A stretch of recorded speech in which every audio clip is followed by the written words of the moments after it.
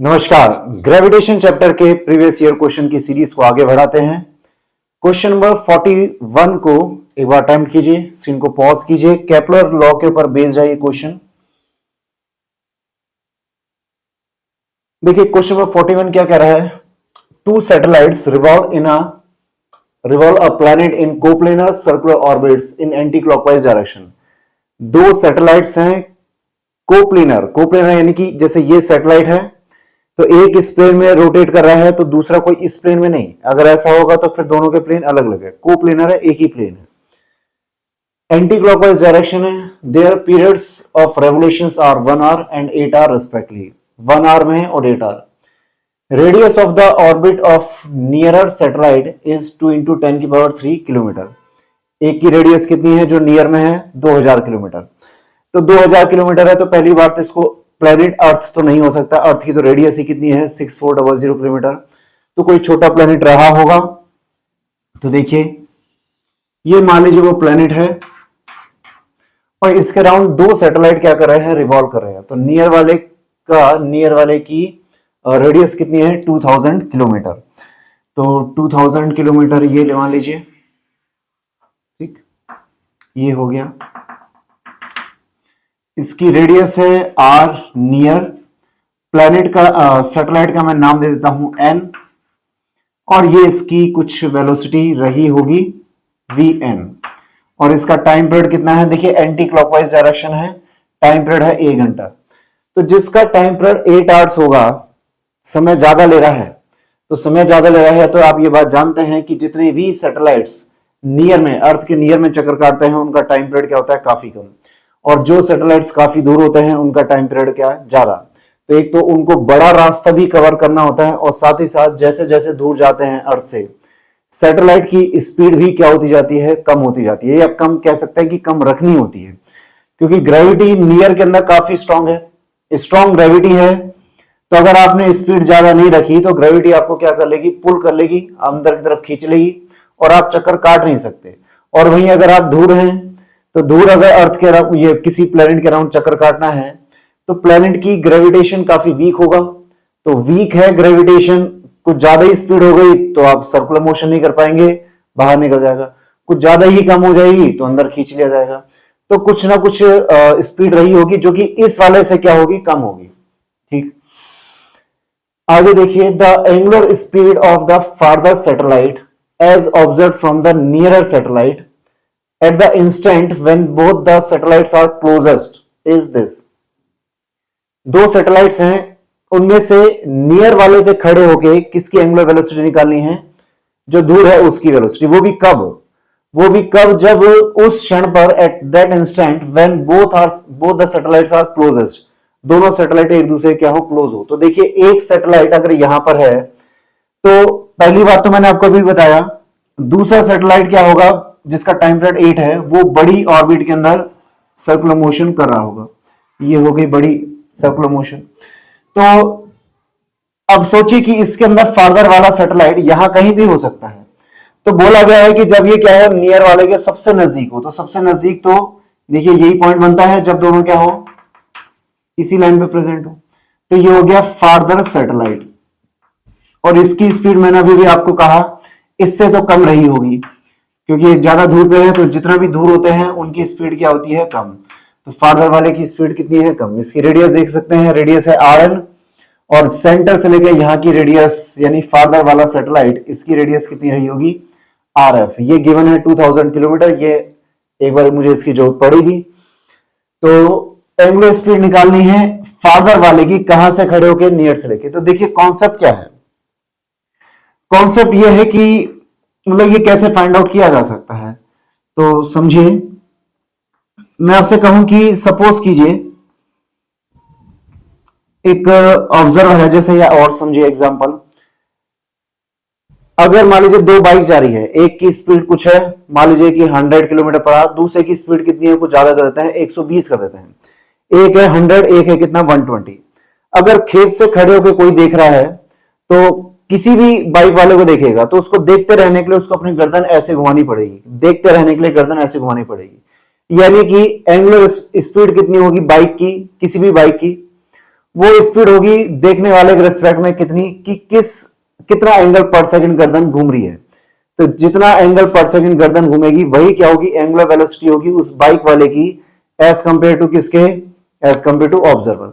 लेकिन पता चला जो एक बाइक वाला पर्सन है, जैसे मान लीजिए मैं बाइक चला रहा हूं और मेरे बगल में ही कोई बाइक चला रहा है, अगर हम दोनों की स्पीड सेम हुई तो जब जब मैं इसको देखूंगा तो मैं इसको देखूंगा तो वो मुझे हमेशा क्या नजर आएगा, रेस्ट पे। तो मुझे गर्दन घुमाने की जरूरत है नहीं, वो मुझे हमेशा रेस्ट पे नजर आएगा। लेकिन अगर मेरी स्पीड 100 और दूसरे वाले की स्पीड 100 से ज्यादा है, तो मुझे जैसे जैसे मैं उसको देखूंगा तो मेरी गर्दन कैसे घूमेगी, उसको देखते रहने के लिए मेरी गर्दन ऐसे घूमेगी। यानी कि उसके पास मेरे कंपेयर में क्या है, कुछ ना कुछ एंगुलर वेलोसिटी है, तभी तो उसको देखने के लिए मुझे अपनी गर्दन घुमानी पड़ रही है। तो यहां देखिए एक ऑब्जर्वर मान लीजिए ओ है, जिसकी स्पीड मान लो कितनी है, ये ओ नहीं, मैं इसको नाम दे देता हूं नियर, एन नाम देता हूं, नियर सैटेलाइट। और ये खो गया, इसकी स्पीड थोड़ी ज्यादा कर लेता हूं मैं, ये स्पीड ज्यादा है कितनी, वी एन। और एक दूसरा सैटेलाइट है, इसकी स्पीड कितनी है, वी फादर वी एफ। दोनों के बीच में गैप कितना है, तो गैप है ये पूरी है आर एफ, ये है आर एन, तो गैप कितना हो जाएगा, R F minus R N.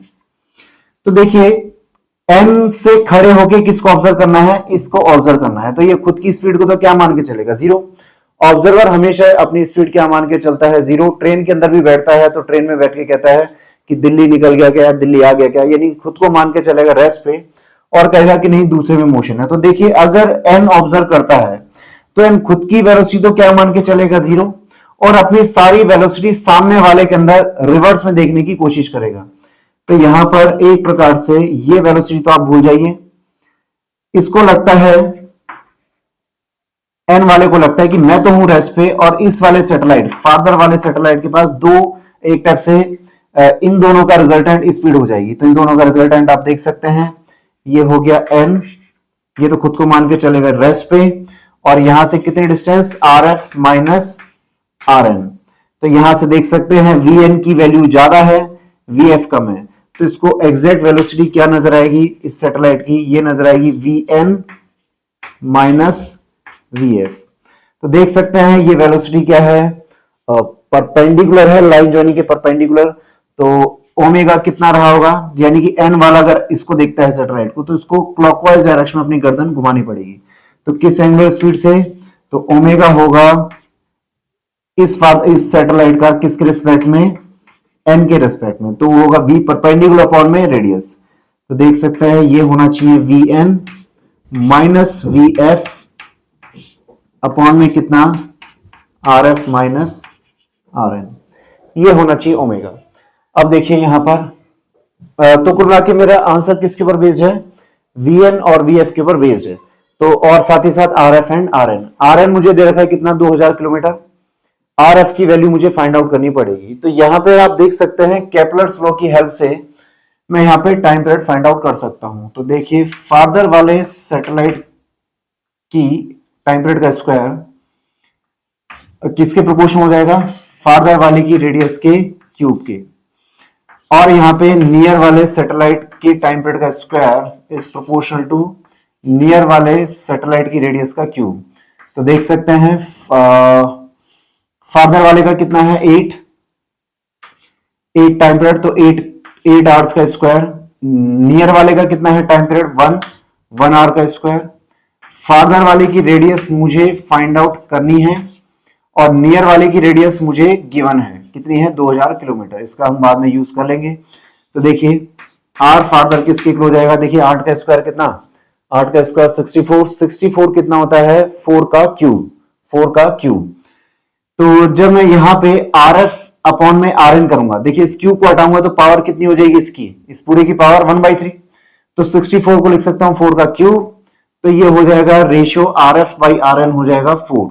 R N को मैं यहां लेके जाता हूं, तो आप देख सकते हैं आर एफ किसके इक्वल हो गया, आर एफ की वैल्यू 4 आर एन के इक्वल हो चुकी है।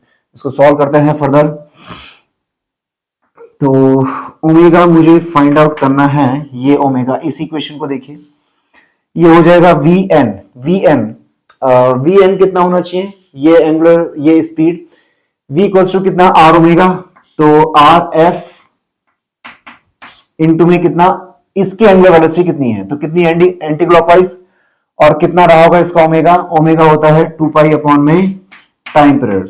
तो टाइम पीरियड कितना है फार्दर वाले का, टाइम पीरियड है 8 आवर्स, तो ये हो गया वीएन, सॉरी फार्दर वाले की, एक मिनट उल्टा हो गया है यहां पर, मुझे वीएन लिखना था, पहले वीएन लिखना है, तो एक काम करो, मैंने वीएफ को लिख दिया है, तो वीएफ को लिख दिया तो माइनस साइन यहां लगा हुआ है, तो इसको मैं माइनस अलग से यहां लिख देता हूं, प्लस में कितना, प्लस में वीएन, तो वीएन कितना होगा, देखिए इसकी स्पीड कितनी होगी भाई आर ओमेगा, तो इसकी रेडियस कितनी है आर एन, ओमेगा कितना है, ओमेगा होता है 2 पाई अपॉन में टाइम पीरियड, तो इसका टाइम पीरियड कितना है 1 अपॉन में कितना R F minus R N, R F अभी भी मैंने कैलकुलेट किया किसके इक्वल है, आर एफ 4 आर एन के इक्वल है, तो 4 R N minus R N, तो ये हो जाएगा 3 आर एन के इक्वल।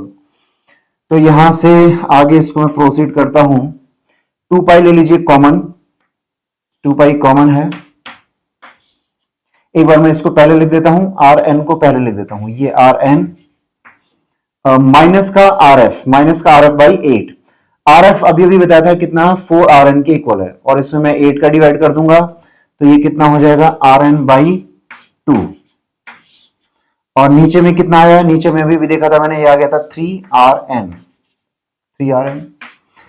तो R N minus R N by 2 कितना, R N by 2, R N cancel out, upon में 2 है, 2 एंड 2 कैंसिल आउट, तो आंसर हो जाएगा कितना पाई बाई 3, देख सकते हैं कि पाई बाई 3 कौन सी डायरेक्शन होगा, तो यहां से खड़े होके, अगर इससे खड़े होके कोई एफ को नोटिस करेगा तो उसको अपनी गर्दन कहां ऐसे घुमानी पड़ेगी, ठीक, इसको देखते रहने के लिए, हालांकि ये आगे जा रहा है, इस एम को अपना मोशन तो फील होगा नहीं, इसको लगेगा कि एफ मेरे से कहां जा रहा है, पीछे जाता हुआ जा रहा है, तो कितनी एंगुलर स्पीड होनी चाहिए, इतने रेडियन पर, यहां पे टाइम मैंने किसमें यूज किया आवर्स में, तो ये रेडियन पर आवर, तो देख सकते हैं क्वेश्चन पूछा गया पाई बाई एक्स है, तो एक्स की वैल्यू क्या होनी चाहिए, तो एक्स किसके इक्वल हो जाएगा, एक्स इक्वल्स टू 3, तो ये हमारा आंसर हो गया है।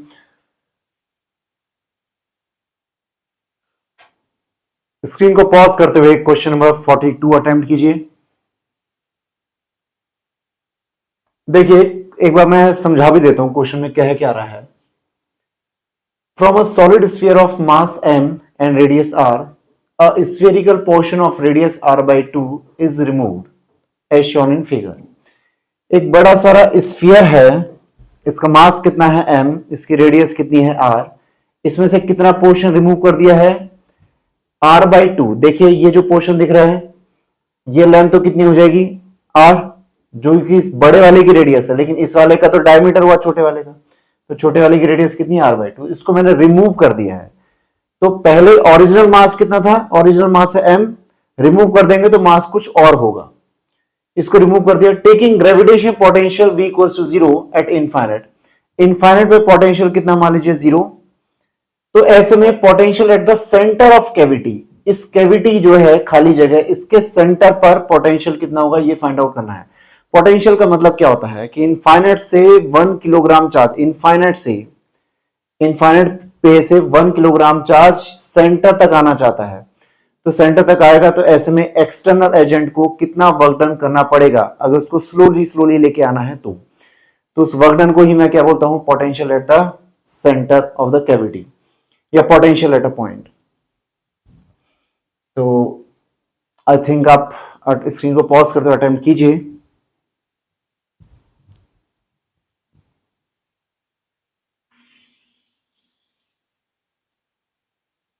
इधर देखिए, मान लीजिए कि एक स्फीयर है, एक स्फीयर, इसका मास कितना, इसका मास m है, कैपिटल M, रेडियस कितनी r, तो मुझे पोटेंशियल कहां पे निकालना है, पोटेंशियल निकालना है यहां पर, ठीक, यहां पे पोटेंशियल मुझे फाइंड आउट करना है, पूरा मास है सब जगह, ठीक, तो इस वाले पॉइंट पर पोटेंशियल निकालता हूं। देखिए इसको हमारा प्लान क्या है सॉल्व करने का, प्लान यह है, काम करते हैं इनफाइनाइट से 1 किलोग्राम को यहां नहीं देते हैं, तो एक बार मान लेते हैं कि यहां पे जैसे कुछ सब कुछ पूरा स्फीयर है, तो पूरा स्फीयर है तो वो क्या करेगा, अच्छे से अट्रैक्ट करेगा, तो यहां पे 1 किलोग्राम को यहां तक लेके आने में अच्छा खासा वर्क डन करना पड़ेगा, और बाद में मैं क्या करूंगा, इसका कॉन्ट्रीब्यूशन रिमूव करूंगा। तो देखिए एक बार अगर मैं यहां पे एक जनरल डिस्टेंस स्मॉल आर मान लीजिए, ये स्मॉल आर मान वाला, हालांकि यहाँ पे स्मॉल आर किसके इक्वल है, आर बाई टू के इक्वल है। तो ये आप बात जानते हैं कि पोटेंशियल इनसाइड में किसी भी पॉइंट पर पोटेंशियल, अगर पूरा कंप्लीट स्फीयर है, होलो स्फीयर नहीं है, पूरा भरा हुआ स्फीयर है, तो इनसाइड में कंप्लीट स्फीयर के कारण से कितना पोटेंशियल होता है किसी भी जनरल डिस्टेंस पे, ये होता था माइनस का GM by two R cube 3r square minus small R square, जहां पे स्मॉल आर क्या है, सेंटर से कोई भी जनरल डिस्टेंस आर। तो देखिए कि अच्छा, दूसरी बात ये कि ये फॉर्मूला मैं कब यूज कर पा रहा हूं, ये फॉर्मूला तब यूज कर सकते थे जब आप इनफाइनाइट पे पोटेंशियल कितना मानते थे, जीरो।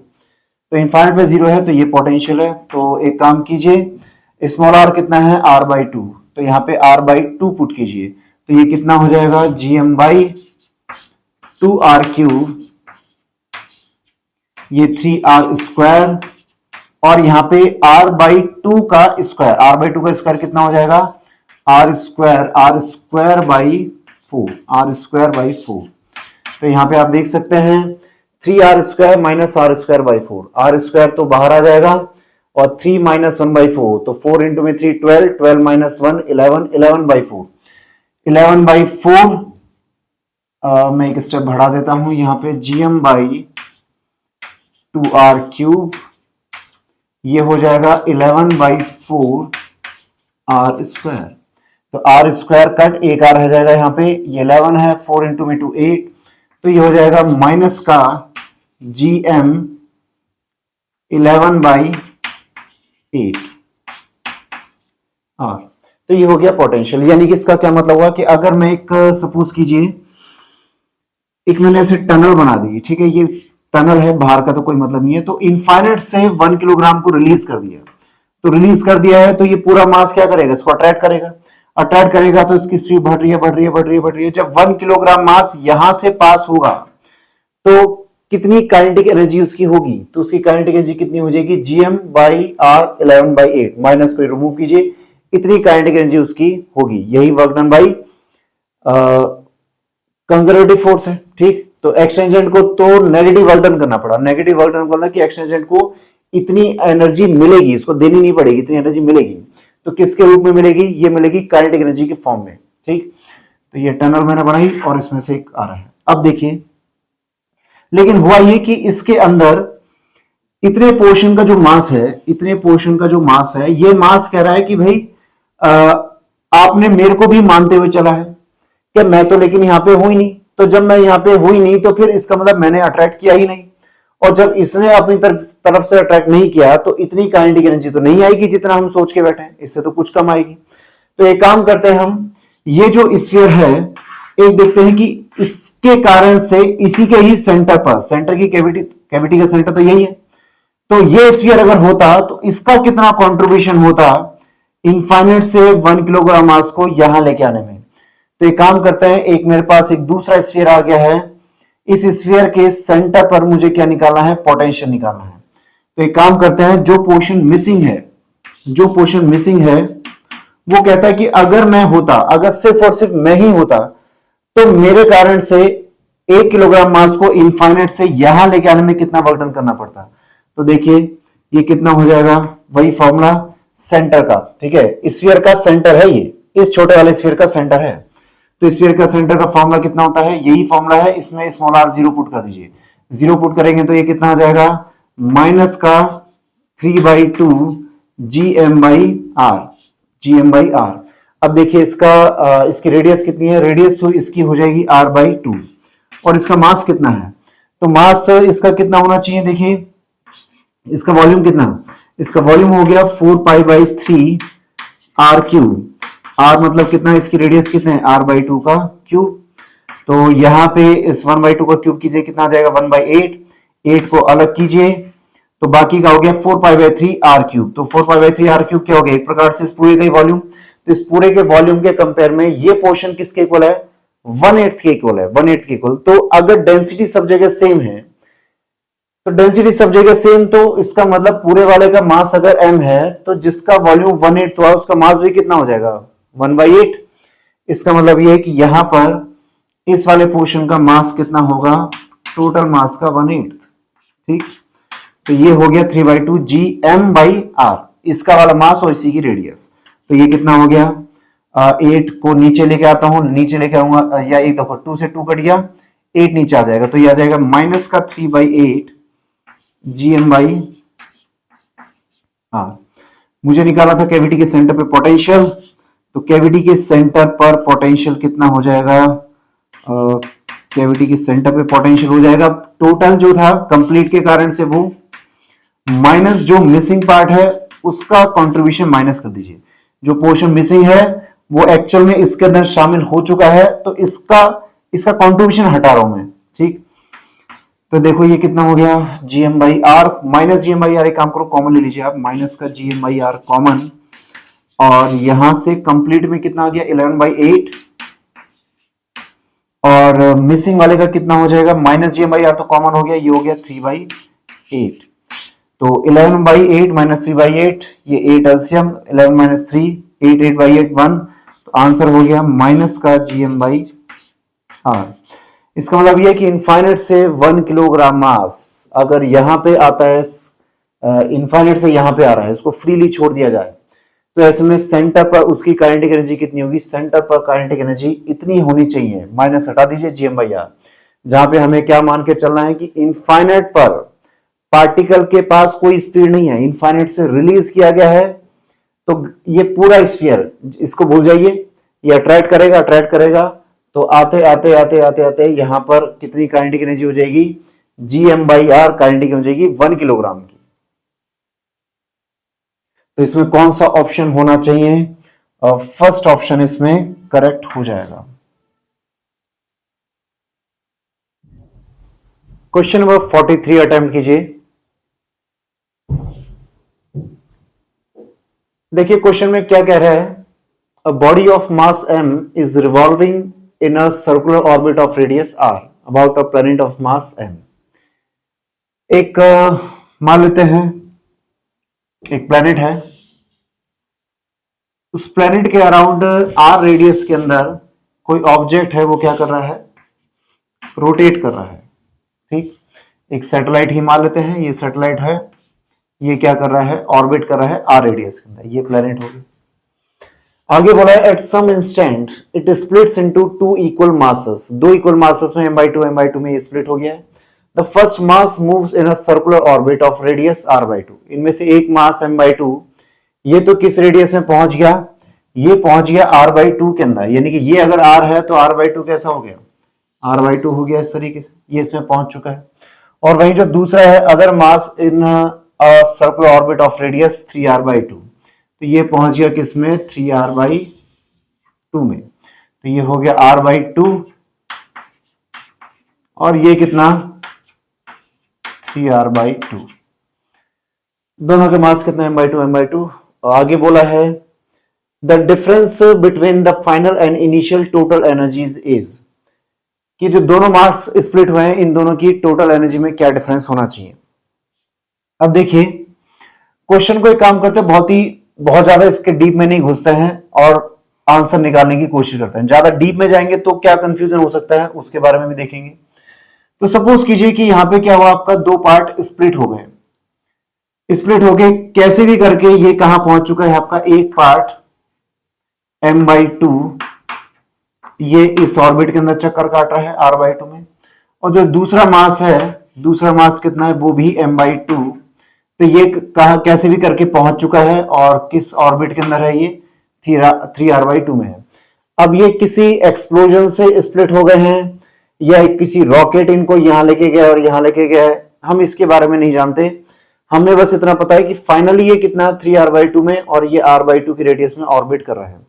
तो टोटल एनर्जी का फॉर्मूला क्या होता था, total energy of A satellite का, जिसमें पोटेंशियल प्लस काइनेटिक दोनों आ जाती थी, तो पोटेंशियल प्लस काइनेटिक का टोटल एनर्जी का सम होता था माइनस का GM स्मॉल m अपॉन में रेडियस, माइनस का GM/2r, सॉरी माइनस का GM/2r।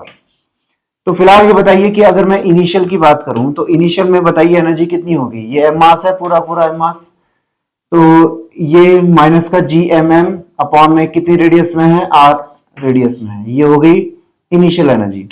और अगर मैं फाइनल एनर्जी की बात करूं तो फाइनल एनर्जी तो भाई यहाँ पे दो लोग हैं, ये है और ये है, दोनों की काउंट करनी पड़ेगी। तो माइनस का जी एम, इस वाले की बात करते हैं, इसका मास कितना m/2 और इसकी टोटल एनर्जी कितनी माइनस का जी एम बाई 2r। इसकी रेडियस कितनी है, इसकी रेडियस है r/2। और वहीं अगर मैं बात करूं कि दूसरे वाले की कितनी हो जाएगी तो हो जाएगी माइनस का जी एम, मास इसका कितना वही अगेन m/2 अपॉन में कितना 2r, रेडियस कितनी है इसकी 3r बाई, रेडियस है 3r/2। तो एक काम करता हूं मैं, इन दोनों एनर्जी का सम करता हूं, ये 2 से 2 कैंसिल आउट, ये आ जाएगा माइनस का जी एम अपॉन में 2r। और वहीं अगर मैं इसकी बात करूं, ये 2 and 2 कैंसिल आउट और 3 इंटू में 2 6, तो ये हो जाएगा माइनस का जी एम बाई 6r। तो अगर एनर्जी का डिफरेंस पूछा जाए कि एनर्जी का डिफरेंस कितना होगा टोटल एनर्जी का, तो ये हो गया ई फाइनल माइनस ई इनिशियल। तो फाइनल यानी कि इसमें से किसको माइनस करना है, इसको माइनस करना है। तो देखिए ये वाले टर्म तो क्या है, कॉमन है, तो ये कॉमन है तो कैंसिल करने से ये तो बाहर हो ही गई। तो कितनी एक्स्ट्रा आ गई फाइनल के पास, तो इनिशियल वाला तो ये है ही, ये पूरा इनिशियल है, और एक्स्ट्रा में कितना आ गया ये, तो ये एक्स्ट्रा ही तो क्या है, एक्स्ट्रा एनर्जी है, एनर्जी डिफरेंस है। तो ये डिफरेंस कितना हो जाएगा माइनस का जी एम अपॉन में 6r। तो कौन सा आंसर होना चाहिए, ऑप्शन 3 करेक्ट होना चाहिए। एक मैं जिस कंफ्यूजन की बात कर रहा था कि कोई स्टूडेंट ऐसा हो सकता है ये सोचे कि कहीं ऐसा तो नहीं है किसी इंटरनल कॉलिजन के कारण से स्प्लिट हो गया हो। अगर इंटरनल कॉलिजन के कारण से स्प्लिट होगा तो देखिए ग्रेविटी हमेशा क्या करती है, टुवर्ड द सेंटर अट्रैक्ट करती है। तो टुवर्ड द सेंटर अगर अट्रैक्ट करेगी तो ग्रेविटी के कारण से कोई भी वेलोसिटी अगर आ सकती है तो इस डायरेक्शन में, रेडियल डायरेक्शन में ही आ सकती है, इसके परपेंडिकुलर तो नहीं आ पाएगी। तो ग्रेविटेशनल फोर्स हमेशा होता है टुवर्ड द सेंटर। तो अर्थ के सेंटर से खड़े होकर देखा जाए तो ये जो ग्रेविटेशनल फोर्स है, क्या ये कभी भी कोई टॉर्क दे पाएगा भाई? ये देखिए ये फोर्स कहां से पास कर रहा है, अर्थ के सेंटर से पास कर रहा है। अर्थ के सेंटर से पास कर रहा है तो क्या ये फोर्स कभी टॉर्क दे पाएगा? नहीं दे पाएगा। तो जब ये टॉर्क नहीं दे पाएगा तो जो इनिशियल एंगुलर मोमेंटम था इस पार्टिकल का स्प्लिट होने के बाद भी ये दोनों के दोनों का एंगुलर मोमेंटम क्या होना चाहिए, इनिशियल के बराबर होना चाहिए, अगर ये ऑटोमेटिक स्प्लिट हुए हैं तो। और अगर ये क्या है आपका, ये ऐसे स्प्लिट हुए हैं कि इनके पास अपने अपने बूस्टर इंजन है, तो ये बूस्टर इंजन है तो ये तो जैसा चाहेगा स्पेस के अंदर अपने आप इसको लेके जा सकता है।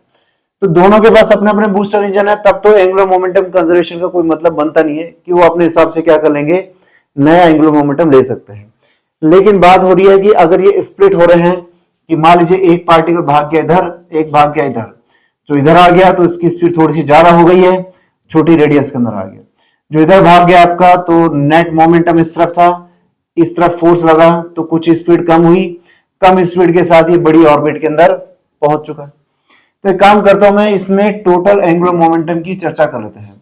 तो देखिए इनिशियल में एंगुलर मोमेंटम कितना होगा with respect to centre of earth. ठीक, सेंटर ऑफ अर्थ ही क्यों ले रहा हूं, क्योंकि अर्थ के कारण से या जो भी प्लेनेट है इसके कारण से जो फोर्स है वो टुवर्ड्स द सेंटर है। तो टुवर्ड्स द सेंटर है तो इस फोर्स का टॉर्क किसके अबाउट जीरो है, अर्थ के सेंटर या प्लेनेट के सेंटर के अराउंड ही क्या है आपका, जीरो है। तो देखिए इनिशियल एंगुलर मोमेंटम कितना हो जाएगा, एम मास, वेलोसिटी v, रेडियस कितनी r। अब इसमें एक बार मुझे थोड़ा सा चेक करना पड़ेगा यहां पर कि ये एंगुलर मोमेंटम का फॉर्मूला होना कितना चाहिए। तो एक काम करते हैं हम, अर्थ का ग्रेविटेशन फोर्स कितना है, G M M by R square, और ये किसके इक्वल होता है, M V square by R, required centimetre force. M and M cancel out, तो आप देख सकते हैं यहां पर एंगुलर मोमेंटम में जानना चाह रहा हूं, या एक काम करो एम वी निकाल लेता हूं मैं। वी कितना हो जाएगा, एक आर कट, तो वी स्क्वायर हो गया G M by small R, तो वी कितना हो जाएगा अंडर रूट में जी एम बाई आर। तो देखिए एंगुलर मोमेंटम कितना होना चाहिए, एंगुलर मोमेंटम होता है जी एम वी आर, तो इसको एक स्मॉल एम से मल्टीप्लाई करो, और वी तो ये है ही, और एक आर से मल्टीप्लाई करो। तो आर से मल्टीप्लाई करूंगा तो आर को अगर मैं रूट के अंदर भेज दूं तो ये क्या बन जाएगा, आर स्क्वायर तो एक आर कट जाएगा तो ये आ जाएगा जी एम स्मॉल आर। तो एंगुलर मोमेंटम का फॉर्मूला कितना हो जाएगा, M root G capital M small R, ये होना चाहिए जनरल फॉर्मूला। अब देखिए इनिशियल एंगुलर मोमेंटम कितना है, एम वी आर। तो एम वी आर कितना हो जाएगा, ये एम रूट जी एम और रेडियस कितनी है, कैपिटल आर, ये है इनिशियल में। और अगर मैं फाइनल में जानना चाहूं कि फाइनल में कितना होगा एंगुलर मोमेंटम, तो मैं से एक पार्टिकल का देखता हूं मैं, एक का मास कितना m/2 और ये 2gm, रेडियस कितनी, रेडियस है एक की कितनी r/2, r/2 हो गया। और वहीं अगर मैं दूसरे वाले का देखूं तो इसका मास कितना, इसका मास भी m/2 और ये कितना हो जाएगा, ये देखिए ये था एंगुलर मोमेंटम का फॉर्मूला। तो ये हो जाएगा g प्लैनेट का मास और रेडियस, रेडियस कितनी है 3r/2। तो यहां पे अगर मैं GMR को अगर मैं स्मॉल m और रूट GMR इसको कॉमन अगर मैं ले लूं तो कॉमन लेने पे कितना हो जाएगा, इसमें देखो कॉमन हो जाएगा, ये नीचे 2 है और नीचे √2, तो ये होगा 1/2√2। और प्लस अगर मैं ये देखूं तो ये कितना हो जाएगा, ये हो जाएगा √3 ऊपर और नीचे 2√2, ये हो गया 2√2। तो आप देख सकते हैं कि टोटल एंगुलर मोमेंटम कितना हो जाएगा, ये हो गया GM/R, ये हो जाएगा √3 + 1/2√2। तो इनिशियल एंगुलर मोमेंटम कितना था, इनिशियल एंगुलर मोमेंटम तो ये था, ये है L इनिशियल। और फाइनल में कितना आ रहा है, फाइनल में आ रहा है कितना, फाइनल एंगुलर मोमेंटम है इनिशियल इंटू में √3 + 1/2√2। तो ये 1 तो नहीं है कम से कम, ठीक। तो 1 नहीं है तो इसका मतलब ये कि एंगुलर मोमेंटम क्या हुआ, पहले से कुछ डिफरेंट हुआ है। तो एंगुलर मोमेंटम अगर पहले से डिफरेंट हुआ है तो इसका मतलब ये स्प्लिट किसी एक्सप्लोजन के कारण से स्प्लिट हो गया हो और एक चला गया हो कुछ r/2 रेडियस पे, दूसरा चला गया हो 3r/2 रेडियस पे चक्कर काटने के लिए, तो ऐसा नहीं है। तो यहां पर ये पार्ट और ये पार्ट, दोनों पार्ट अलग अलग अपने अपने इंजन के साथ अलग हो गए हैं, सिंपल तरीके से अलग हुए, और ये चाहे तो स्पीड अपनी कम ज्यादा कर सकते हैं और कुल मिला के फाइनली ये 3r/2 रेडियस में और ये r/2 रेडियस में अपने आप को इन्होंने कम ज्यादा स्पीड करके सेट कर लिया है। तो ज्यादा दिमाग लगाएंगे तो आप एंगुलर मोमेंटम कंजर्व करने बैठेंगे तो आप यहाँ पे कुछ अलग ही आंसर निकाल देंगे, क्योंकि चाहे स्प्लिट हो गए हो चाहे किसी भी रीजन से हो, अल्टीमेटली ये 3r/2 रेडियस में आ गए ना, और ये किस रेडियस में आ गया आपका r/2 में। तो जो टोटल एनर्जी का फॉर्मूला होता था माइनस का GMM/2r, इसको ये बात नहीं मालूम है कि आप किस तरीके से उस ऑर्बिट की रेडियस में पहुंचे हैं। इसको ये मालूम है कि अगर आपको किसी r रेडियस के अंदर m मास को अगर रिवॉल्व करना है तो आपके पास इतनी टोटल एनर्जी होनी चाहिए, काइनेटिक प्लस पोटेंशियल मिला के। तो इसमें कौन सा ऑप्शन, थर्ड ऑप्शन था ही। स्क्रीन को पॉज करते हुए क्वेश्चन नंबर 44 अटेम्प्ट कीजिए। देखिए क्वेश्चन वैसे तो आपको पढ़ के खुद ही सॉल्व एक बार ट्राई कीजिए, लेकिन फिर भी मैं थोड़ा सा हिंट देता हूं आपको। बोला गया है take the mean distance of the moon and the sun from the earth to be 4 lakh kilometre and 15 crore kilometre respectively. Moon और अर्थ के बीच में एवरेज डिस्टेंस कितनी है, 4 लाख किलोमीटर मानना है, और अर्थ और सन के बीच में एवरेज डिस्टेंस कितना मान लीजिए 15 crore kilometre. Their masses are, moon का मास 8 × 10⁻22 एंड सन का mass 2 × 10⁻30। Radius of earth is given. Let delta F1 be the difference in the forces exerted by the moon at the nearest and farthest point on the earth। देखिए इसी type से delta F2 क्या है, be the difference in the forces exerted by the sun at the nearest and farthest point on the earth. Earth के ऊपर लगने वाले force की बात की गई है, एक बार मून के कारण से और एक बार सन के कारण से। तो देखिए ये मान लीजिए कि ये है अर्थ की रेडियस मालूम है आपको। मून मान लीजिए, मून को एक मैं पॉइंट मास मान लेता हूं क्योंकि मून की रेडियस का कोई यहां पे गिवन नहीं है। तो अर्थ और मून के बीच में गैप तो कितना है आपका 4 लाख किलोमीटर, लेकिन मून की खुद की रेडियस कितनी है उसके बारे में कोई कमेंट नहीं है, तो इसलिए मैं मून को एक बार मैं पॉइंट मास लेके चलता हूं। तो ये है मास ऑफ मून। ठीक, अब आ जाइए सन। सन यहां पे प्रेजेंट है। सन और अर्थ के बीच में एवरेज डिस्टेंस कितना है? 15 करोड़ किलोमीटर। फिलहाल सन की रेडियस गिवन नहीं है, तो मैं सन को भी क्या मान सकता हूं? एक टाइप से पॉइंट मास मान लीजिए, उसका कोई यूज है नहीं। तो सन का मास, ये सन मान लीजिए पॉइंट मास है, मास ऑफ सन, और इसके बीच में एवरेज गैप। अब सवाल यहां पे क्या है, ये एवरेज डिस्टेंस का मतलब क्या है? यहां पे एवरेज डिस्टेंस किस कॉन्टेक्स्ट में है कि सन की, जैसे मान लीजिए ये अर्थ है, मैं अर्थ के इस पॉइंट पे प्रेजेंट हूं, तो मान लीजिए दिन हो रहा है मेरे लिए, दोपहर के 12 बज रहे हैं, तो 12 बजने का मतलब ये मैं यहां कहीं खड़ा हूं और मेरे ऊपर मुझे कौन नजर आ रहा है? सन नजर आ रहा है। तो हमारे बीच में डिस्टेंस ये होगी। इसी टाइप से मान लीजिए कि जस्ट अपोजिट 12 घंटे बाद एकदम रात सबसे मैक्सिमम पे है, पीक पर है, तो मैं यहां हूंगा, तो मेरे और सन के बीच में गैप क्या होगा? अर्थ की रेडियस का डबल, यानी कि अर्थ का रेडियस डायमीटर इतना और एक्स्ट्रा कर लीजिए, इतना गैप होगा। तो मैं अलग अलग पॉइंट पे कहीं भी हो सकता हूं मैं अर्थ के ऊपर, तो ऑन एन एवरेज गैप कितना है? वो है 15 करोड़ किलोमीटर। यानी कि अर्थ को एज ए पॉइंट मास मान लीजिए, तब वो पॉइंट और सन एज ए पॉइंट, इनके बीच में गैप दे रखा है कितना? 15 करोड़ किलोमीटर।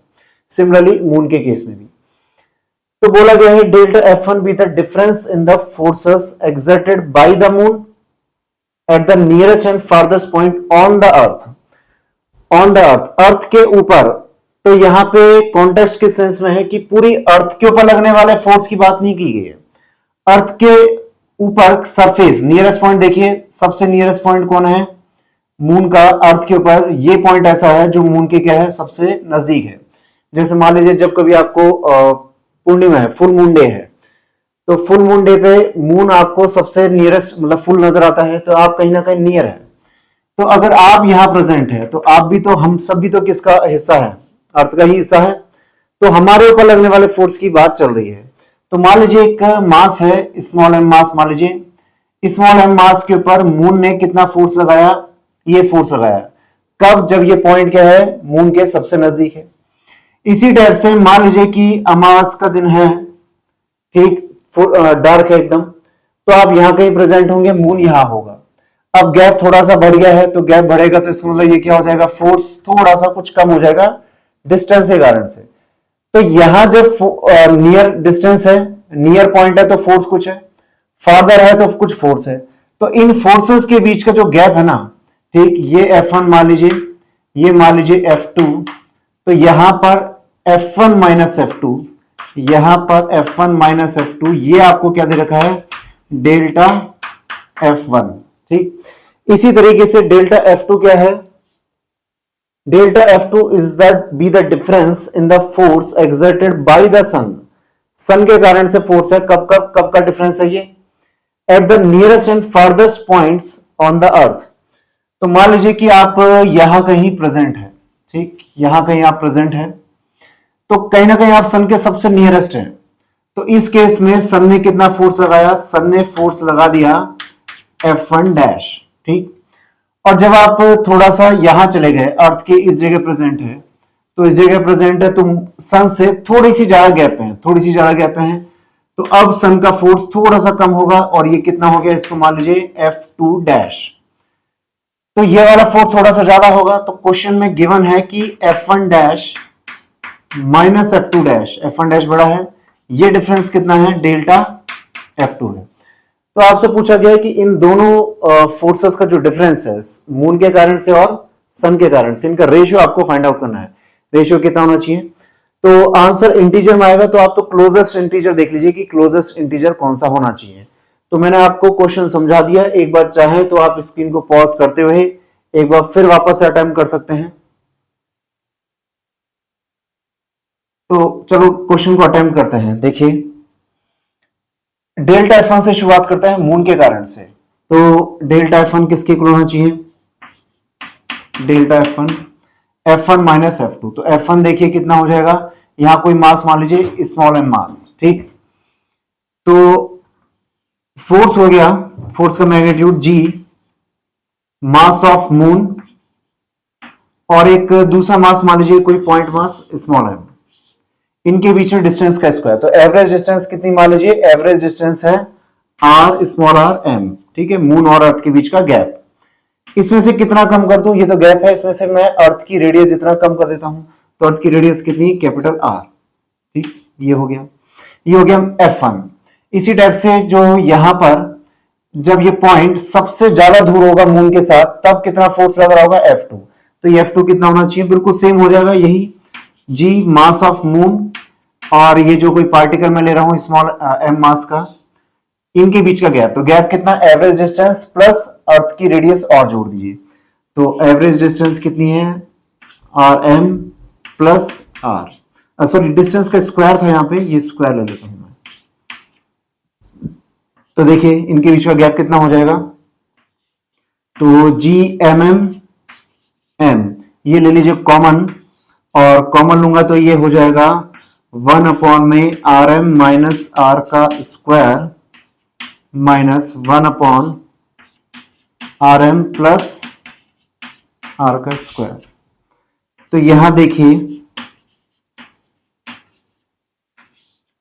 अगर यहां पे मैं एलसीएम ले लेता हूं, तो देखिए a माइनस बी का स्क्वायर और a प्लस बी का स्क्वायर, तो ये चीज यहां पहुंच जाएगी और ये वाली टर्म पहुंच गई यहां पे, और माइनस हो रहा है, तो यहां से ये चीज जब यहां पहुंचेगी तो आर एम का स्क्वायर यहां पे क्रिएट होगा, और ये चीज जब यहां जाएगी यहां भी आर एम स्क्वायर, तो R M square cancel out, R square cancel out, एक टर्म यहां पे आएगी 2 आर एम आर, यहां भी प्लस का 2 एम आर, तो ये हो जाएगा 4 आर एम इंटू में आर, ये a माइनस बी का स्क्वायर, a प्लस बी का स्क्वायर, एलसीएम लूंगा तो कितना हो जाएगा, इन दोनों को मल्टीप्लाई कर दीजिए, तो देखिए a माइनस बी का स्क्वायर, a प्लस बी का स्क्वायर, तो R M square minus R square का स्क्वायर।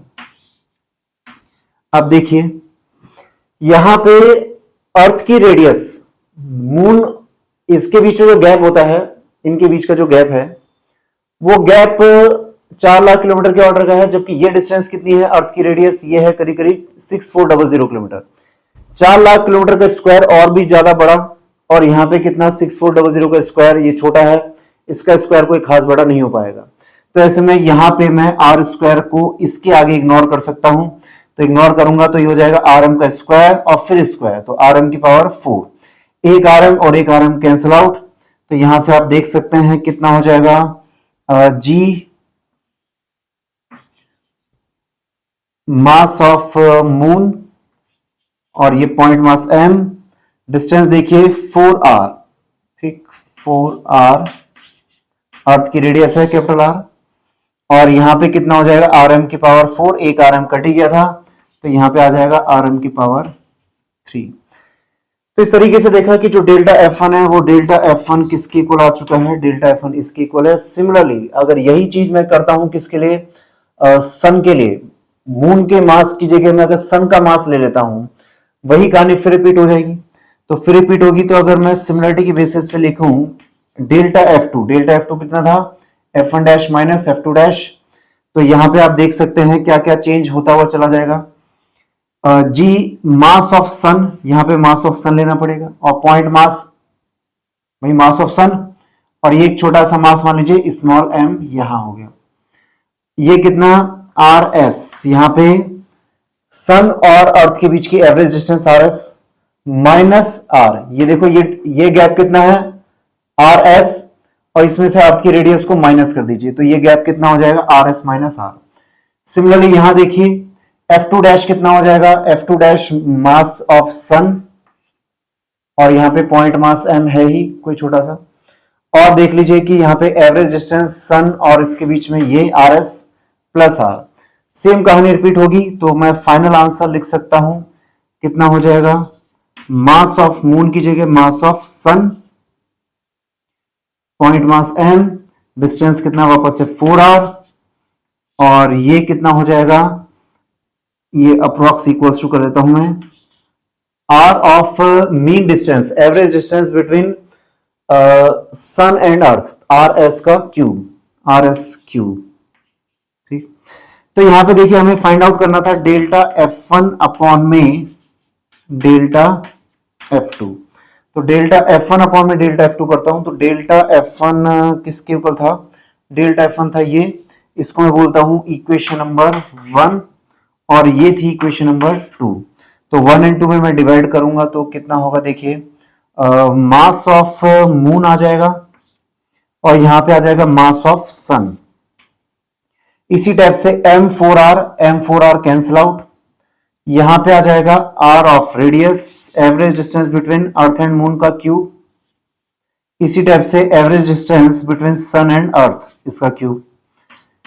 तो फाइनल रिजल्ट ये है एक्सप्रेशन फॉर्म में। अब मुझे इसकी वैल्यू पुट करनी है। तो देखिए मास ऑफ मून किसके इक्वल है, मास ऑफ मून है 8 इंटू 10 की पावर 22। मास ऑफ सन कितना है, 2 इंटू 10 की power 30। Radius average distance between sun and moon, sun on earth, वो है रेडियस एवरेज 150 इंटू 10 की पावर 6। 150 इंटू 10 की पावर 6 देखिए कितना होना चाहिए, किलोमीटर को किलो होता है 10 की पावर 3, तो ये 6 की जगह 10 की पावर 9, 10 की पावर 9। एक जीरो में और इधर भेज देता हूं तो ये हो जाएगा 15 इंटू 10 की पावर 10। 15 इंटू में 10 की पावर 10, इसका क्यूब करना है मुझे। तो 15 का क्यूब, तो देखिए 15 का क्यूब में एक बार 15 का स्क्वायर तो कितना होता है 225, और 15 को मैं अलग से ले लेता हूं, ठीक। और 10 की पावर 10 था तो उसका भी क्यूब करना है, तो ये हो जाएगा पावर मल्टीप्लाई होती है 10 की पावर 30। अब आ जाइए average distance between moon and earth, ये गैप कितना था, ये गैप कहां चला गया, 0.4 इंटू 10 की पावर 6, किलो हटेगा तो 10 की पावर 3, तो 6 की 10 की पावर 9 हो जाएगा। एक जीरो यहां भेज दीजिए तो कितना हो जाएगा 4 इंटू 10 की पावर 8। इसका क्यूब करते हैं तो 4 का क्यूब कितना हो जाएगा, 4 का स्क्वायर कर लेता हूं 16 और एक 4 अलग कर देता हूं, क्यूब है 10 की पावर 8 का क्यूब, 8 का क्यूब कितना 10 की पावर 24। अब देखिए यहां पे ये 2 को इससे कट कीजिए कितना हो जाएगा 4, ये 4 और ये 4 कैंसिल आउट, तो ये 3 लोग हट गए। 10 की पावर 30 और 10 की पावर 30 कैंसिल आउट। इसके बाद देखिए 10 की पावर 24, 10 की पावर 24 ऊपर आएगा और ये 22 है, तो 10 की पावर -2। 10 की पावर -2 को अगर मैं 225 के साथ मल्टीप्लाई कर दूं तो 225 के साथ मल्टीप्लाई करूंगा तो ये हो जाएगा 10 की पावर -2 और 225, तो ये हो जाएगा 2.25। यहां पे क्या बच गया 15 और नीचे क्या बच गया 16। तो देखिए 15/16, 15/16 1 से थोड़ा सा कम है, ये 1 से थोड़ा सा कम है और ये 2 से थोड़ा सा ज्यादा है। तो 1 से थोड़े से कम चीज को अगर मैं इसके साथ मल्टीप्लाई करूंगा तो आंसर 2.25 से थोड़ा सा कम यानी ऑलमोस्ट 2 के इक्वल हो जाएगा। तो अगर मुझे इसकी इंटीजर वैल्यू ही लिखनी है तो मैं कह सकता हूं कि ये किसके इक्वल हो जाएगा 2 के इक्वल। तो फाइनल आंसर हमारा हो गया है 2।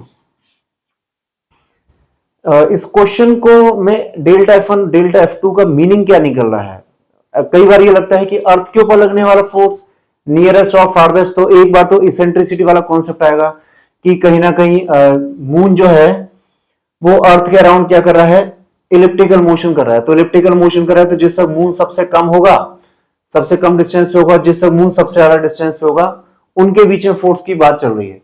अगर ऐसा होता तो ऐसे क्वेश्चन में हमको इसेंट्रिसिटी गिवन होती, ई की वैल्यू गिवन होती।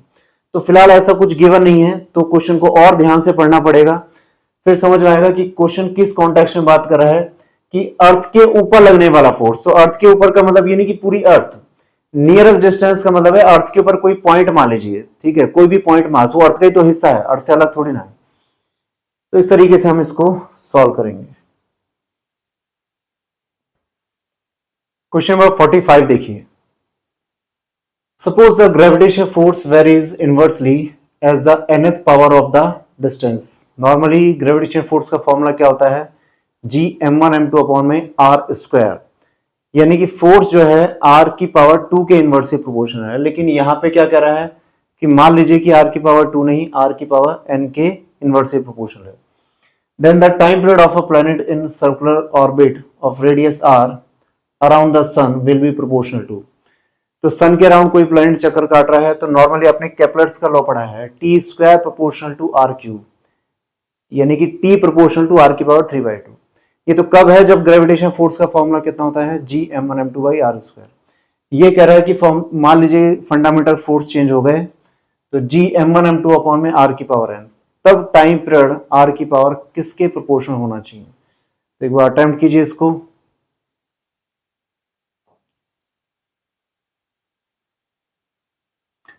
चलो इधर देखिए क्वेश्चन क्या कह रहा है।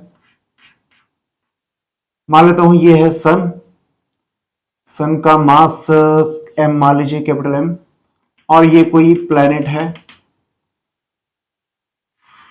ये किसी रेडियस r के अंदर क्या कर रहा होगा, ऑर्बिट कर रहा है सन के राउंड। तो ये प्लेनेट का मास है, और एंगुलर वेलोसिटी या इसकी स्पीड मान लीजिए, स्पीड मान लो इसकी कितनी है v, या आप एंगुलर वेलोसिटी कितनी मान लीजिए ओमेगा। तो देखिए ग्रेविटेशन फोर्स कहां लग रहा है, towards the centre of sun. Planet के ऊपर बात करूं तो दोनों पार्टिकल के ऊपर, सन की बात करूं तो सन के ऊपर लगने वाला फोर्स यहां है, लेकिन बात फिलहाल प्लेनेट की मोशन की है। तो प्लेनेट का मोशन किससे अफेक्ट होगा, प्लेनेट के ऊपर लगने वाले फोर्स से। तो ये फोर्स कौन सा है, F। तो देखिए फॉर्मूला क्या होता था, अगर किसी को सर्कुलर मोशन करना है, अगर किसी को सर्कुलर मोशन करना है तो उसको सेंट्रीपिटल फोर्स की रिक्वायरमेंट होती है। और सेंटीमीटर फोर्स किसके इक्वल होता है, सेंटीमीटर फोर्स होता है m v square by r, या फिर m ओमेगा स्क्वायर r। ठीक, एक ही बात है, इसकी रिक्वायरमेंट है। ये फोर्स कभी लगता नहीं है, इसकी रिक्वायरमेंट है। लग कौन सा रहा, लग रहा है ये नहीं कह सकते सर इस वाले फोर्स को इसने बैलेंस करा दिया, नहीं, फोर्स एक ही है। तो जब कोई अनबैलेंस फोर्स किसी के ऊपर काम करे तो उसके कारण से या तो उसकी वेलोसिटी में क्या आएगा, चेंज आएगा। तो फिलहाल आप देख सकते हैं ये सर्कुलर मोशन हो रहा है, तो देखो इसकी वेलोसिटी में चेंज आ रहा है, स्पीड फिक्स है लेकिन डायरेक्शन तो चेंज हो रही है, तो ओवरऑल वेलोसिटी में चेंज आएगा। तो ये फोर्स बताइए कौन प्रोवाइड करा रहा है, जितने फोर्स की रिक्वायरमेंट है ये फोर्स प्रोवाइड कराया जा रहा है किसके थ्रू, ग्रेविटेशन फोर्स के थ्रू। तो ये हो गया जी एम एम अपॉन में डिस्टेंस स्क्वायर। तो ये बोला गया है कि किसके प्रोपोर्शनल है, ये आर की पावर 2 नहीं, ये तो आर की पावर एन के प्रोपोर्शनल है, और कोई जो नहीं है, ये G M one M M O हो सकता है कुछ और, लेकिन कुल मिला के ये क्या हो गया, कांस्टेंट होगा। तो कांस्टेंट है तो मैं ये भी ले सकता हूं, क्या दिक्कत है। तो ये हो गया m, मैं ये वाला ले लेता हूं m ओमेगा स्क्वायर r। तो देखिए ओमेगा को क्या लिया सकता है, क्योंकि मुझे टाइम पीरियड के ऊपर कमेंट करना है, तो ओमेगा होता है 2 पाई अपॉन में टाइम पीरियड, इसका स्क्वायर इंटू में r। तो देख सकते हैं एक m कैंसिल आउट, और यहां पे देखिए t का स्क्वायर है, ये t का स्क्वायर, यहां पे t स्क्वायर को इधर ले आइए, ये t स्क्वायर, और ये r की पावर n, और ये r की पावर 1। तो ये हो जाएगा r की पावर मल्टीप्लाई होंगे, पावर ऐड हो जाएगी, तो r की पावर n प्लस 1। ठीक, और यहाँ पे बाकी सब GMM को एक साथ रख दीजिए, इसको कांस्टेंट में k मान लेता हूं। तो आप देखिए कि t यहाँ पे किसके प्रोपोर्शनल हो गया, t स्क्वायर इसके r की पावर n प्लस 1 है, तो दोनों तरफ रूट ले लीजिए, तो इस पूरे की पावर 1/2, तो पावर मल्टीप्लाई होती है। तो आप देख सकते हैं time period is proportional to r की पावर n प्लस 1/2। तो ये होना चाहिए। तो एक किससे मैच हो रहा है, यहाँ पे मैंने स्मॉल r ले लिया है, इसकी जगह कैपिटल R मान लीजिएगा, फर्स्ट ऑप्शन करेक्ट हो गया। अब जेई में इस टाइप के कई बार क्वेश्चन आए हैं कि जैसे इसमें तो r की पावर n बोला गया है, किसी में बोला गया है कि third power of the distance, यानी कि जी एम एम अपॉन में आर क्यूब है, यानी एन की वैल्यू 3 दे रखी है। कभी जी एम एम अपॉन में आर दे रखा है, यानी कि एन की वैल्यू क्या है, 1 है।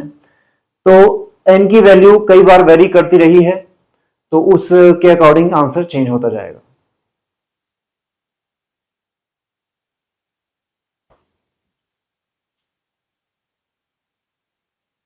स्क्रीन को पॉज करते हुए क्वेश्चन नंबर 46 अटेम्प्ट कीजिए। देखिए क्वेश्चन में क्या कहा है, the mass density of a spherical body is given by, density किसका फंक्शन है, आर का फंक्शन है, कब, देखिए जहां पे कैपिटल आर प्लैनेट की रेडियस है, तो उस रेडियस के अंदर अंदर किसी भी जनरल डिस्टेंस पे डेंसिटी क्या है, के बाई आर का को फॉलो करती है। और कैपिटल आर यानी कि प्लैनेट की रेडियस के बाहर, प्लैनेट की रेडियस के बाहर तो ऑब्वियसली क्या है, स्पेस है, तो वहां पे डेंसिटी कितनी मानने के लिए बोला गया है, density 0। where r is the distance from the center. The correct graph that describe qualitatively the acceleration of a test particle as a function of r. तो देखिए जैसे मान लो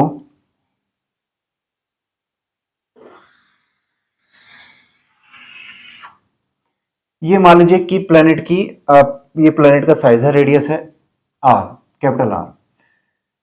तो यहां से इसके अंदर आता हूं मैं, कैपिटल आर के अंदर तो डेंसिटी किसका फंक्शन है, के बाई स्मॉल आर का। यानी कि जब मैं सेंटर की बात करूं तो स्मॉल आर कितना होगा यहां के लिए 0। यानी कि डेंसिटी कितनी है सेंटर में, काफी इनफाइनाइट है। इनफाइनाइट मतलब बहुत ही हाईली डेंस है। लेकिन जैसे जैसे मैं बाहर जाता हूं स्मॉल आर की वैल्यू बढ़ती है। तो बढ़ने से क्या होगा, अब इनफाइनाइट तो नहीं आएगा, इनफाइनाइट से कुछ कम होना शुरू हो जाएगा, फाइनाइट होगा लेकिन लार्ज होगा। ये लार्ज है डेंसिटी, ठीक। इसके बाद जैसे जैसे आप बाहर जाते हैं यानी कि रेडियस की वैल्यू बड़ी होती है तो डेंसिटी क्या होगी, कम होगी। और आउटसाइड में जाएंगे तो डेंसिटी क्या होगी, और कम होगी। और बिल्कुल ही आप सरफेस पे जा रहे हैं तो सरफेस के केस में स्मॉल आर की वैल्यू सबसे मैक्सिमम है, तो डेंसिटी कितनी हो जाएगी, के अपॉन में कैपिटल आर। और जैसे ही कैपिटल आर से बाहर गए तो डेंसिटी कितनी, 0। तो यहाँ पे नंबर ऑफ जो डॉट्स हैं, रेड कलर के जो डॉट्स बनाए हैं मैंने, उसकी संख्या, उसकी डेंसिटी जितनी ज्यादा है, उसकी जितनी संख्या है, सेंटर में ज्यादा डॉट्स दिख रहे हैं यानी कि सेंटर में डेंसिटी ज्यादा, बाहर जा रहा हूं तो कम है, इसके अंदर डेंसिटी कम माने आप। तो ऐसे में एक्सेलरेशन और आर के बीच में ग्राफ दिया गया है। तो देखिए यहाँ पे डेंसिटी वैसे तो फंक्शन किसका है, आर का फंक्शन है, रेडियस का फंक्शन है। तो अगर मैं यहां पर सपोज कीजिए एक एक्स रेडियस का, एक रेडियस मान लीजिए स्मॉल एक्स, और थिकनेस कितनी, इसकी थिकनेस बहुत ही कम है जो कि डायग्राम में कुछ ज्यादा ही है, थिकनेस मान लीजिए dx।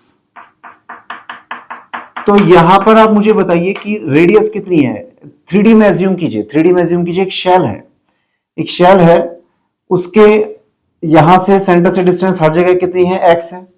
तो हर जगह x यानी कि रेडियस कितनी है, r है। तो डेंसिटी सब जगह सेम हुई, तो डेंसिटी सब जगह सेम हुई तो मैं ये नहीं कह सकता कि इस वाले पोर्शन का मास ज्यादा इसका कम है। कोई सा भी हाफ पार्ट कर लीजिए, ऐसा हाफ कीजिए तो ये और ये बराबर है, यूं हाफ कीजिए तो अपर और लोअर बराबर है, यूं कीजिए तो ये और ये बराबर है। अगर ऐसी कंडीशन हो तो सारे मास को कहां पे माना जा सकता है, सेंटर पे। यानी कि ये मास जो भी होगा डीएम, उसको एक पॉइंट मास में कन्वर्ट किया जा सकता है। बस कंडीशन ये होनी चाहिए कि सब जगह डेंसिटी यहां पे क्या हो, एक जैसी हो। तो है भाई, ठीक। तो जब मैं इस शेल को सारा यहां मान सकता हूं, ऐसा कोई और शेल है उसको भी यहां मान सकता हूं, और इसको भी क्या यहां मान सकते हैं। तो इस तरीके से क्या आपका, अगर हम आउटसाइड वाले पॉइंट्स की बात करें इस रेडियस के आउटसाइड के लिए, तो पूरे प्लेनेट का मास सेंटर पे माना जा सकता है। तो एक काम करते हैं, फिलहाल तो हम केवल यहां पे मान लेते हैं ये आर रेडियस। तो एक टनल सी बना दी आपने, पतली सी टनल, एक सुरंग है, उसके अंदर आपने मान लीजिए यहां पे एक मास रख दिया स्मॉल है, और जाना चाहते हैं इसका एक्सेलरेशन कितना होगा। तो बताइए एक्सेलरेशन कितना होना चाहिए। तो एक्सेलरेशन के लिए आपने पढ़ रखा है कौन सा मास जिम्मेदार होगा, इसका एक्सेलरेशन होगा फोर्स अपॉन में मास। तो देखिए इस रेडियस के अंदर अंदर वाले का मास, इसको मैं बोलता हूं एम इनसाइड। तो ये कितना हो जाएगा, फोर्स अंदर वाले का मास है एम इनसाइड, और इसका मास है स्मॉल एम। तो अंदर वाला पोर्शन इसके ऊपर कितना फोर्स लगाएगा, तो इस सारे मास को पॉइंट मास में कंसीडर कर सकते हैं। तो कंसीडर करेंगे तो अंदर वाले का मास है जी एम इनसाइड, इसका मास है स्मॉल एम, अपॉन में कितना, डिस्टेंस का स्क्वायर। तो डिस्टेंस कितनी है, आर स्क्वायर। अब इसमें मैंने एम का डिवाइड कर दिया है, एम से एम कैंसिल आउट। तो एक्सेलरेशन का फॉर्मूला हो गया जी एम इनसाइड अपॉन में आर स्क्वायर। तो ये है एक जनरल फॉर्मूला। अब हमें करना क्या है, हमें कुल मिला के एम इनसाइड फाइंड आउट करना है। तो एम इनसाइड निकालते हैं। देखिए एम इनसाइड कितना होना चाहिए, एम इनसाइड होगा, छोटा सा मास लेते हैं इस शेल का मास लीजिए। तो शेल का मास है डीएम, डीएम किसके इक्वल होगा, डेंसिटी इनटू में वॉल्यूम। तो इसकी डेंसिटी है रो, और इसका वॉल्यूम कितना है, वॉल्यूम देख सकते हैं, ये जो शेल है इसका सरफेस एरिया कितना, 4 पाई एक्स स्क्वायर। भाई स्फीयर है ना, शेल है, तो 4 पाई एक्स स्क्वायर। थिकनेस कितनी है, dx। तो सरफेस एरिया इनटू में थिकनेस, ये होता है छोटा सा वॉल्यूम, इसको डेंसिटी से मल्टीप्लाई कर दिया। और मैं देन क्या कर दूंगा, इसको इंटीग्रेट कर दूंगा, कहां से कहां तक, x की वैल्यू 0 से लेकर r तक, 0 से लेकर r तक। तो रो की वैल्यू पुट करता हूं, तो रो देखिए इनसाइड के लिए कितना है k बाई आर, तो यहाँ पे मैं k बाई आर पुट करता हूँ, सॉरी x, जनरल वैल्यू कितनी है x है इस वक्त, तो k बाई एक्स, एक x कट जाएगा तो यहाँ पे कितना हो जाएगा 4 पाई ये k यहां से आ गया, एक x कट ही गया है तो यहाँ पे x डी एक्स, लिमिट कहां से कहां 0 से r, तो देखिए ये कितना हो जाएगा 4 पाई के x square by two, x square by two, ये 2 इससे कट जाएगा, लिमिट लगाऊंगा तो ये कितना हो जाएगा आर स्क्वायर, तो ये होना चाहिए 2 पाई के आर स्क्वायर, ये हमें सेट हो गया। तो आप देख सकते हैं अंदर के किसी भी पॉइंट के लिए एक्सेलेरेशन कितना होगा, इनसाइड वाले पॉइंट के लिए एक्सेलेरेशन हो जाएगा जी एम इनसाइड अपॉन में आर स्क्वायर, तो जी एम इनसाइड कितना है अभी बताया था मैंने, ये 2 पाई के आर स्क्वायर, और इसमें आर स्क्वायर का ही डिवाइड कर दीजिए, ये कैंसिल आउट, तो देख सकते हैं एक्सेलेरेशन क्या आ रहा है, कांस्टेंट आ रहा है, एक्सेलेरेशन कितना हो गया कांस्टेंट। और वहीं अगर मैं आउटसाइड के लिए बात करूं तो आउटसाइड के लिए कितना हो जाएगा, आउटसाइड के लिए तो पूरा मास निकाल लीजिए इसका स्फीयर का, इसको सेंटर में मान लीजिए और बाहर मास स्मॉल एम ले लीजिए, तो कितना हो जाएगा उस केस में, उस केस में हो जाएगा जी एम टोटल, इस टोटल का मास कितना है स्फीयर का, अपॉन में कितना आर स्क्वायर। तो देखिए टोटल मास के लिए मैं क्या कर सकता हूं, टोटल मास के लिए देखिए जीरो से लेके कैपिटल आर तक पहुंच जाइए, जीरो से लेके कैपिटल आर तक पूरे स्फीयर को कवर कर लीजिए, तो जीरो से कैपिटल आर करूंगा तो यहाँ पे कैपिटल आर आ जाएगा, तो ये हो जाएगा जी 2 पाई के आर स्क्वायर, ये हो गया मास, तो जी मास अपॉन में स्मॉल आर स्क्वायर, ठीक, ये स्मॉल आर ध्यान रहे आउटसाइड के लिए ये स्मॉल आर की वैल्यू कैपिटल आर से भी ग्रेटर है, यानी आउटसाइड के लिए ये स्मॉल आर किससे ग्रेटर है कैपिटल आर से, और इनसाइड के लिए मैं बात करूंगा तो इनसाइड के लिए देख सकते हैं ये जो स्मॉल आर है ये किससे छोटा है, कैपिटल आर से ये छोटा है। तो यहां देख सकते हैं कि ये आउटसाइड में एक्सेलेरेशन किसके प्रोपोर्शन आ रहा है, 1 बाई आर स्क्वायर के प्रोपोर्शन आ रहा है, और इनसाइड में ये क्या है, इनसाइड में ये कांस्टेंट है। और अगर आउटसाइड में मैं सरफेस की ही बात करूं तो सरफेस की बात करोगे तो सरफेस के केस में स्मॉल आर किसके इक्वल हो जाएगा, कैपिटल आर के इक्वल, तो कैपिटल आर और ये capital R square cancel out, तो सरफेस पे तो वही कितना हो जाएगा भाई 2 जी 2 पाई के इसके बराबर हो जाएगा, यानी कि जो कांस्टेंट की वैल्यू आ रही थी बस उसी के बराबर है। तो देख सकते हैं कौन सा ग्राफ होगा, ग्राफ सेकंड होना चाहिए, 0 से r तक एक्सेलेरेशन कांस्टेंट है, उसके बाद ये 1 बाई आर स्क्वायर के प्रोपोर्शनल है, तो यहाँ पे एक्सेलेरेशन क्या है 1 बाई आर स्क्वायर के प्रोपोर्शनल, यहाँ पे कैसा है कांस्टेंट, तो कौन सा ऑप्शन होना चाहिए, सेकंड ऑप्शन करेक्ट होना चाहिए।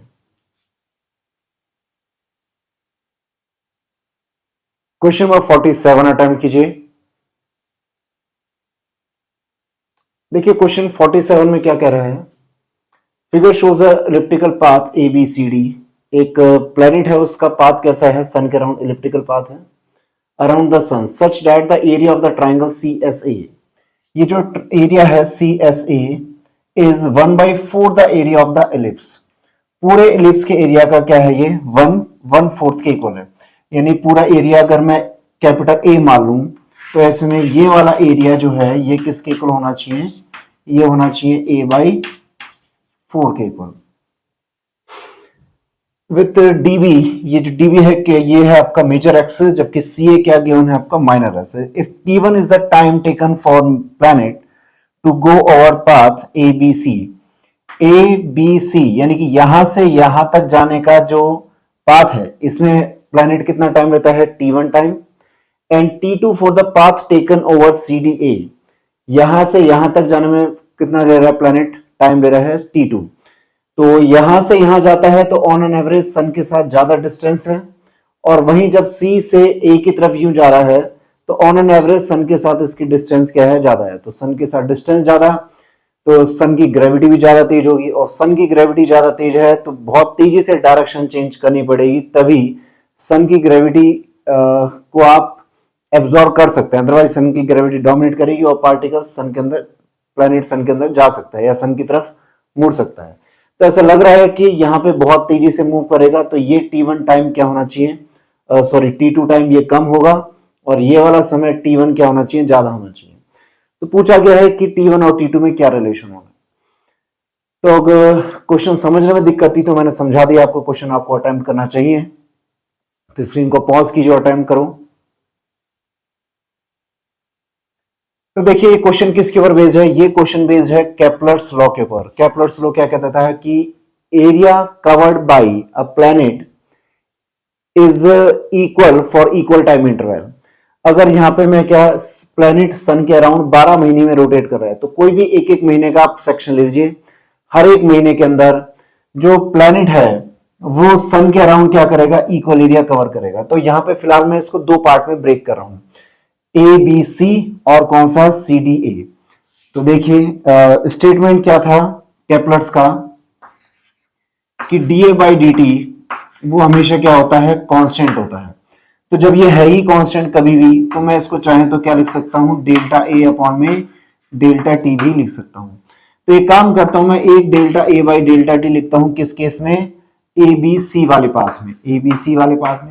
और एक बार मैं delta A by delta T लिखता हूं कौन से वाले पाथ के लिए, पाथ सी डी ए के केस में, सी डी ए। तो देखिए ए बी सी वाले पाथ में अगर पूरे एरिया का ये 1/4 है तो ये कितना होना चाहिए, 3/4।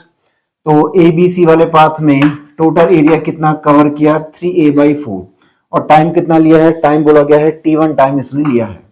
ठीक, इसी टाइप से अगर मैं बात करूं कि सी डी ए वाले पार्ट में कितना एरिया कवर किया है, तो ये एरिया है a/4 और इसके लिए टाइम कितना लिया है, टाइम इसने ले लिया है T2। तो आप देख सकते हैं a/4 से a/4 कैंसिल आउट, तो ये आ जाएगा 3/T1 equals to 1/T2। Multiply कर दीजिए तो T1 इक्वल्स टू कितना आ जाएगा, मल्टीप्लाई करो 3T2।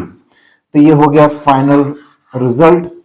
तो देख सकते हैं T1 इक्वल्स टू 3T2, ये किससे मैच हो रहा है, ऑप्शन 3 से मैच हो रहा है।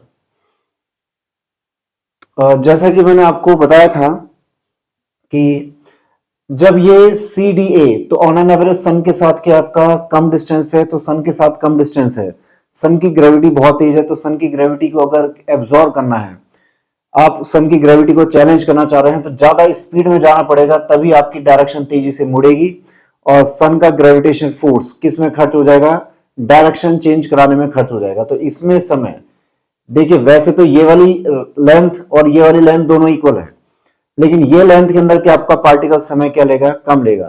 तो आप देख सकते हैं जो T2 है वो कम आ रहा है, तो देखिए T2 कम है और इसका 3 टाइम्स जाके कौन है, इसका 3 टाइम्स कौन है, T1। तो इसमें समय 3 गुना ज्यादा लगा है, जबकि इसमें समय सिंगल टाइम है। अगर इसमें 1 मंथ है तो इसमें कितना, 3 मंथ है। स्क्रीन को पॉज करते हुए क्वेश्चन नंबर 48 अटेम्प्ट कीजिए, या चाहे तो मैं एक बार क्वेश्चन को थोड़ा समझा भी देता हूं। बोला गया है कि from a sphere mass M radius R, एक स्फीयर इसका मास एम है, रेडियस आर है। और स्मॉल स्फीयर r/2, एक छोटा सा स्फीयर लिया, देखिए इसकी रेडियस डायमीटर कितना r, रेडियस कितनी हो जाएगी r/2। इसको क्या कर दिया है, कार्ड आउट, इसमें से निकाल दिया है और सेपरेट कर दिया। सच that the cavity made in the original sphere is between its centre and the periphery. ये जो आपका बनाया गया है कैविटी, ये किस किस के बीच में है, सेंटर और स्फीयर की जो पेरिफेरी है, एक टाइप से मान लीजिए सरफेस, इसके बीच में क्रिएट किया गया है। For the configuration in the figure where the distance between the center of the original sphere and the removed sphere is 3r, ये जो स्फीयर जिसमें से निकालने के बाद जो बचा है, इसका सेंटर और इस वाले पोर्शन को मैंने सेपरेट कर दिया, इनके बीच में जो गैप है वो कितना है, 3r है। अगर ऐसा है तो बोला गया है कि इनके बीच में लगने वाला ग्रेविटेशन फोर्स कितना होगा। न्यूटन थर्ड लॉ कहता है कि फोर्स हमेशा इक्वल एंड अपोजिट होगा, एक्शन एंड रिएक्शन। तो किसी एक के ऊपर भी लगने वाला फोर्स की कैलकुलेशन कर दीजिए, चाहे इसके ऊपर चाहे इनके ऊपर कितना ग्रेविटेशन अट्रैक्शन होगा। स्क्रीन को पॉज करते हुए एक बार क्वेश्चन को अटेम्प्ट कीजिए।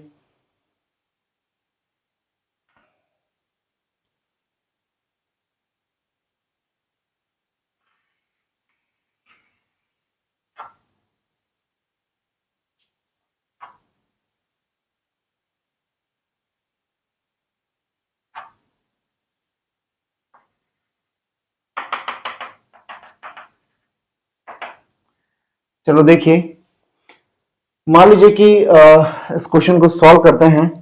एक काम करते हैं, इसके ऊपर लगने वाले फोर्स की कैलकुलेशन करते हैं, छोटे वाले स्फीयर के ऊपर फोर्स की कैलकुलेशन। तो एक बार एज्यूम कीजिए कि जैसे सब जगह ही मास प्रेजेंट है, यहां सब जगह ही मास प्रेजेंट है, भले ही मैंने इस पोर्शन को रिमूव करके यहां रख दिया है, लेकिन एक बार आप मान लीजिए कि सब जगह मास प्रेजेंट है। तो पहले तो ये देखिए इसका मास कितना था, ओरिजिनली m मास था, रेडियस कितनी थी r, ओरिजिनली मास m था। अब इसमें से ये पोर्शन अलग हो गया है, तो ये पोर्शन अलग होगा तो जरा बताइए इसका वॉल्यूम कितना होगा। तो वॉल्यूम होगा 4π/3 रेडियस का क्यूब। तो इसकी रेडियस कितनी है, r/2, तो r/2 है तो 1/2 का क्यूब कितना, 8। तो आप देख सकते हैं ये कितना हो जाएगा, 1/8 ऑफ द 4π/3 r³/8। तो 4π/3 r³ कितना है, 4π/3 r³ है इसका वॉल्यूम। तो इसके वॉल्यूम का 1/8 कौन है, ये है। अगर इसके वॉल्यूम का 1/8 ये है, तो अगर मैं मान के चलूं कि सब जगह डेंसिटी सेम है, क्वेश्चन में मेंशन नहीं है तो मुझे डेंसिटी सेम माननी पड़ेगी। तो सब जगह का डेंसिटी सेम है, तो ऐसे में इसका वॉल्यूम कितना होना चाहिए, इसका वॉल्यूम अगर v0/8 है तो इसका मास भी कितना हो जाएगा, m/8। तो इसका वॉल्यूम हो जाएगा m/8, रेडियस तो इसकी r/2 है ही, ठीक है। तो इधर देखिए इसका मास है m, पूरा मान लीजिए सब जगह मास प्रेजेंट है, और इसका कितना है m/8, ठीक। तो देखिए ये पूरा स्फीयर इसको क्या करेगा, अपनी तरफ ग्रेविटेशनली अट्रैक्ट करेगा। तो इस पूरे स्फीयर को सेंटर में माना जा सकता है क्योंकि सब जगह डेंसिटी सेम है। इसको भी एक पॉइंट मास में कंसीडर कर सकते हैं। तो दोनों बीच में कितना ग्रेविटेशनल फोर्स लग रहा है, F1 ग्रेविटेशनल अट्रैक्शन लग रहा है। लेकिन ऐसे में इस स्फीयर ने कहा कि भाई आपने ये कर तो दिया, लेकिन वास्तव में इस जगह तो मास है ही नहीं। तो जब ये मास है ही नहीं, तो आप इसको इस जगह भी मास मानते हुए कह रहे हो कि ये क्या है, इतना फोर्स अट्रैक्ट कर रहा है। यानी इस जगह कुछ मास मान लिया और कह रहे हैं कि ये भी क्या कर रहा है, अट्रैक्ट कर रहा है, और इसके हिस्से का ग्रेविटेशन अट्रैक्शन भी इसमें शामिल है। लेकिन वास्तव में तो ये है ही नहीं। तो जब ये है ही नहीं, तो इसके हिस्से का ग्रेविटेशन फोर्स मुझे माइनस करना पड़ेगा। तो यहां पे देखिए पहले एक बार मैं F1 को कैलकुलेट करने की कोशिश करता हूं। तो देखिए F1 कितना होगा, F1 होगा g, इसका मास कितना m, पूरा मान लीजिए पूरा स्फीयर है, यहां भी मास है यहां भी मास है, इसका मास कितना m/8, और पॉइंट मास माना, इसको भी पॉइंट मास माना, तो गैप कितना होगा 3r। तो g m1 m2 अपॉन में डिस्टेंस का स्क्वायर, तो डिस्टेंस कितना 3r का स्क्वायर, ये हो गया ग्रेविटेशन फोर्स। लेकिन यहां वाली जगह पर वास्तव में रियलिटी में मास यहां पे है ही नहीं। तो अगर ये होता तो ये कितने फोर्स से अट्रैक्ट करता, तो अगर ये होता तो ये कितने फोर्स से अट्रैक्ट करता, ये मान लीजिए F2 फोर्स से अट्रैक्ट करता। अगर इस जगह कोई स्फीयर होता, ठीक, तो इसको कितने फोर्स से अट्रैक्ट करता, F2 से। तो वो जो भी F2 है मैं उसको फाइंड आउट कर लूंगा, और फाइंड आउट करने के बाद मैं F1 में से F2 को माइनस कर सकता हूं। यानी ये स्फीयर अगर होता तो कितना फोर्स लगा, F2, लेकिन ये तो रियलिटी में है ही नहीं। तो क्योंकि पूरा जब स्फीयर माना था तो पूरे स्फीयर में ये भी तो शामिल हो गया था, तो ये हो गया था, तो इसके वाला ग्रेविटेशनल फोर्स भी F1 के अंदर आ चुका है। तो मुझे इसका कंट्रीब्यूशन क्या करना है, माइनस करना है, क्योंकि यहां पे कुछ है ही नहीं। तो यहां पे नेट फोर्स कितना हो जाएगा, F1 माइनस F2, जहां पे F2 क्या है कि अगर यहां पे कोई मास होता तो वो इस वाले मास को कितने ग्रेविटेशन फोर्स से अट्रैक्ट करता। तो देखिए यहां पे मैं फाइंड आउट करता हूं, तो ये कितना हो जाएगा F2, ये हो गया एक प्रकार से net force F1 minus F2। तो देखिए F2 कितना होना चाहिए, अगर यहां पे होता तो कितना होता, उसका भी मास वही होता है m/8, तो ये होता g, इसका भी मास m/8, इसका भी मास m/8, तो ये कितना हो जाता है g m1 m2, तो m/8 का स्क्वायर अपॉन में डिस्टेंस स्क्वायर। तो इनके बीच का गैप कितना था, 3r। तो ये जो स्फीयर आप मान रहे हो इसका सेंटर तो ये मानना पड़ेगा ना, और ये कितना है, ये है r/2। तो 3r में से r/2 माइनस कर लो, तो देखो सेंटर टू सेंटर डिस्टेंस कितनी हो जाएगी, 3r माइनस r/2। तो 3 माइनस 1/2 कितना होता है, 3 माइनस आधा कितना, 2.5, ढाई हो गया, यानी 5r/2। तो ये हो गया 5r/2 इसका स्क्वायर। बस मुझे अब इसको सॉल्व करना है। तो इधर देखिए g M square, G M square, नीचे से आर स्क्वायर, और यहां पे कितना बच गया, नीचे आ जाएगा 8 और ये 3 का स्क्वायर, तो 3 का स्क्वायर, 3 का स्क्वायर कितना 9, 9 इंटू में 8, 9 इंटू में 8 कितना 72, ये हो गया 1/72।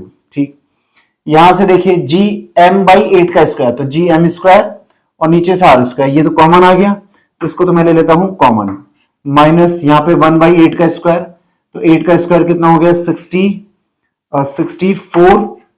और ये 5/2 का स्क्वायर, तो 5 का स्क्वायर तो कितना 25, और ये 2 का स्क्वायर 4 चला जाएगा ऊपर, तो ये चला गया ऊपर, तो यहां पे देखिए ये कितना हो जाएगा जी एम स्क्वायर अपॉन में आर स्क्वायर, देखिए 4 से कट कीजिए तो कितना हो जाएगा 16, 16 से कट, 16 इंटू में 25 कितना होता है 400, तो ये आ जाएगा 1/400, तो 1/400, तो 472, एलसीएम ले लीजिए, 72 इंटू में 400, ये 1/400 है, 400 यहां पे, 72 यहां पे, तो ये हो जाएगा 400 माइनस का 72, तो देखिए जी एम स्क्वायर अपॉन में आर स्क्वायर, 400 माइनस 72 कितना होता है, 400 माइनस 72 होता है 328, 328 अपॉन में 72 इंटू में 400,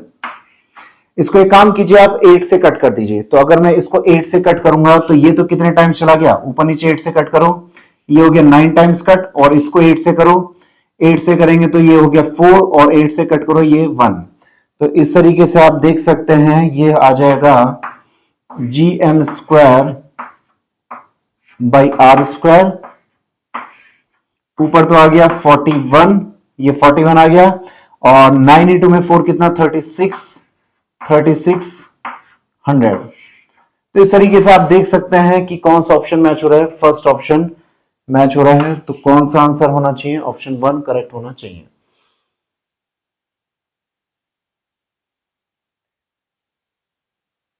स्क्रीन को पॉज करते हुए क्वेश्चन नंबर 49 अटेम्प्ट कीजिए।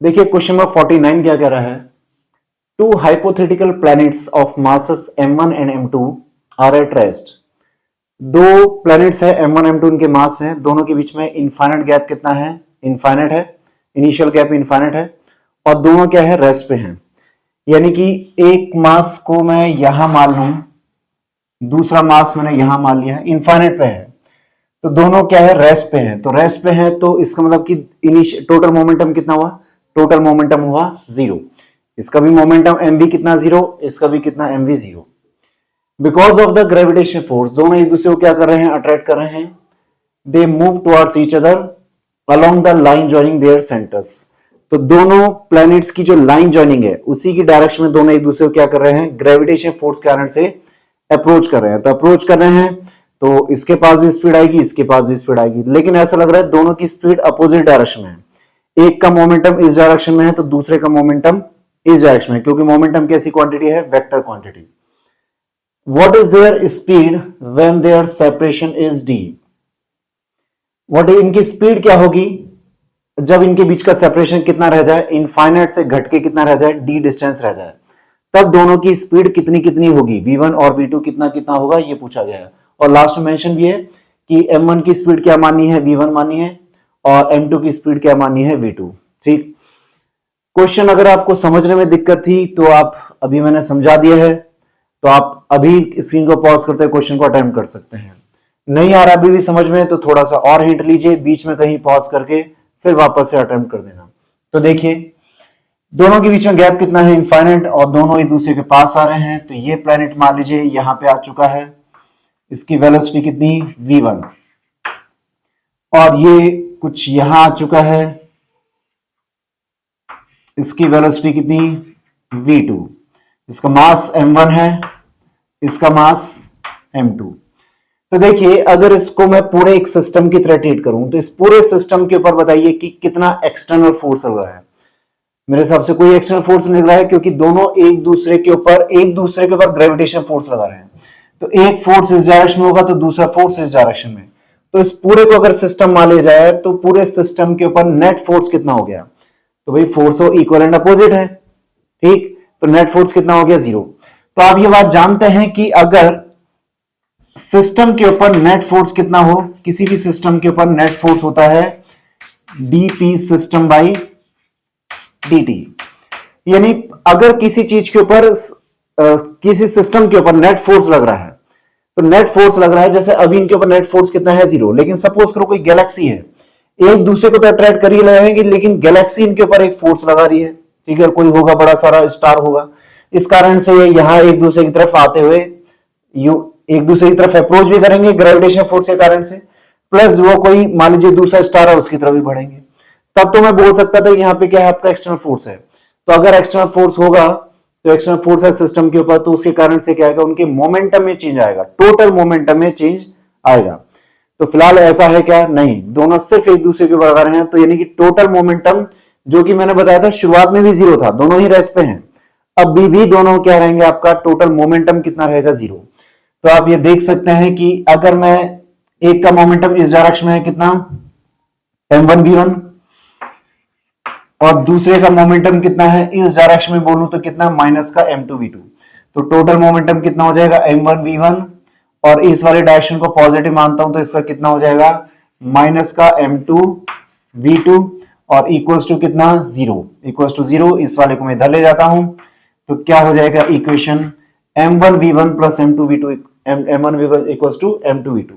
दोनों के मोमेंटम का मैग्नीट्यूड सेम हो गया। तो एक इक्वेशन तो यहां से निकल के आ गई। दूसरा देखिए, इसमें एक चीज और देख लेता हूं मैं, दोनों के बीच में गैप कितना है आपका, इनफाइनाइट है, और दोनों अट्रैक्ट करने वाली चीजें एक दूसरे के नजदीक आ रही है। तो पोटेंशियल जी का लेवल क्या होगा, पोटेंशियल जी सिंबल होता है level of instability.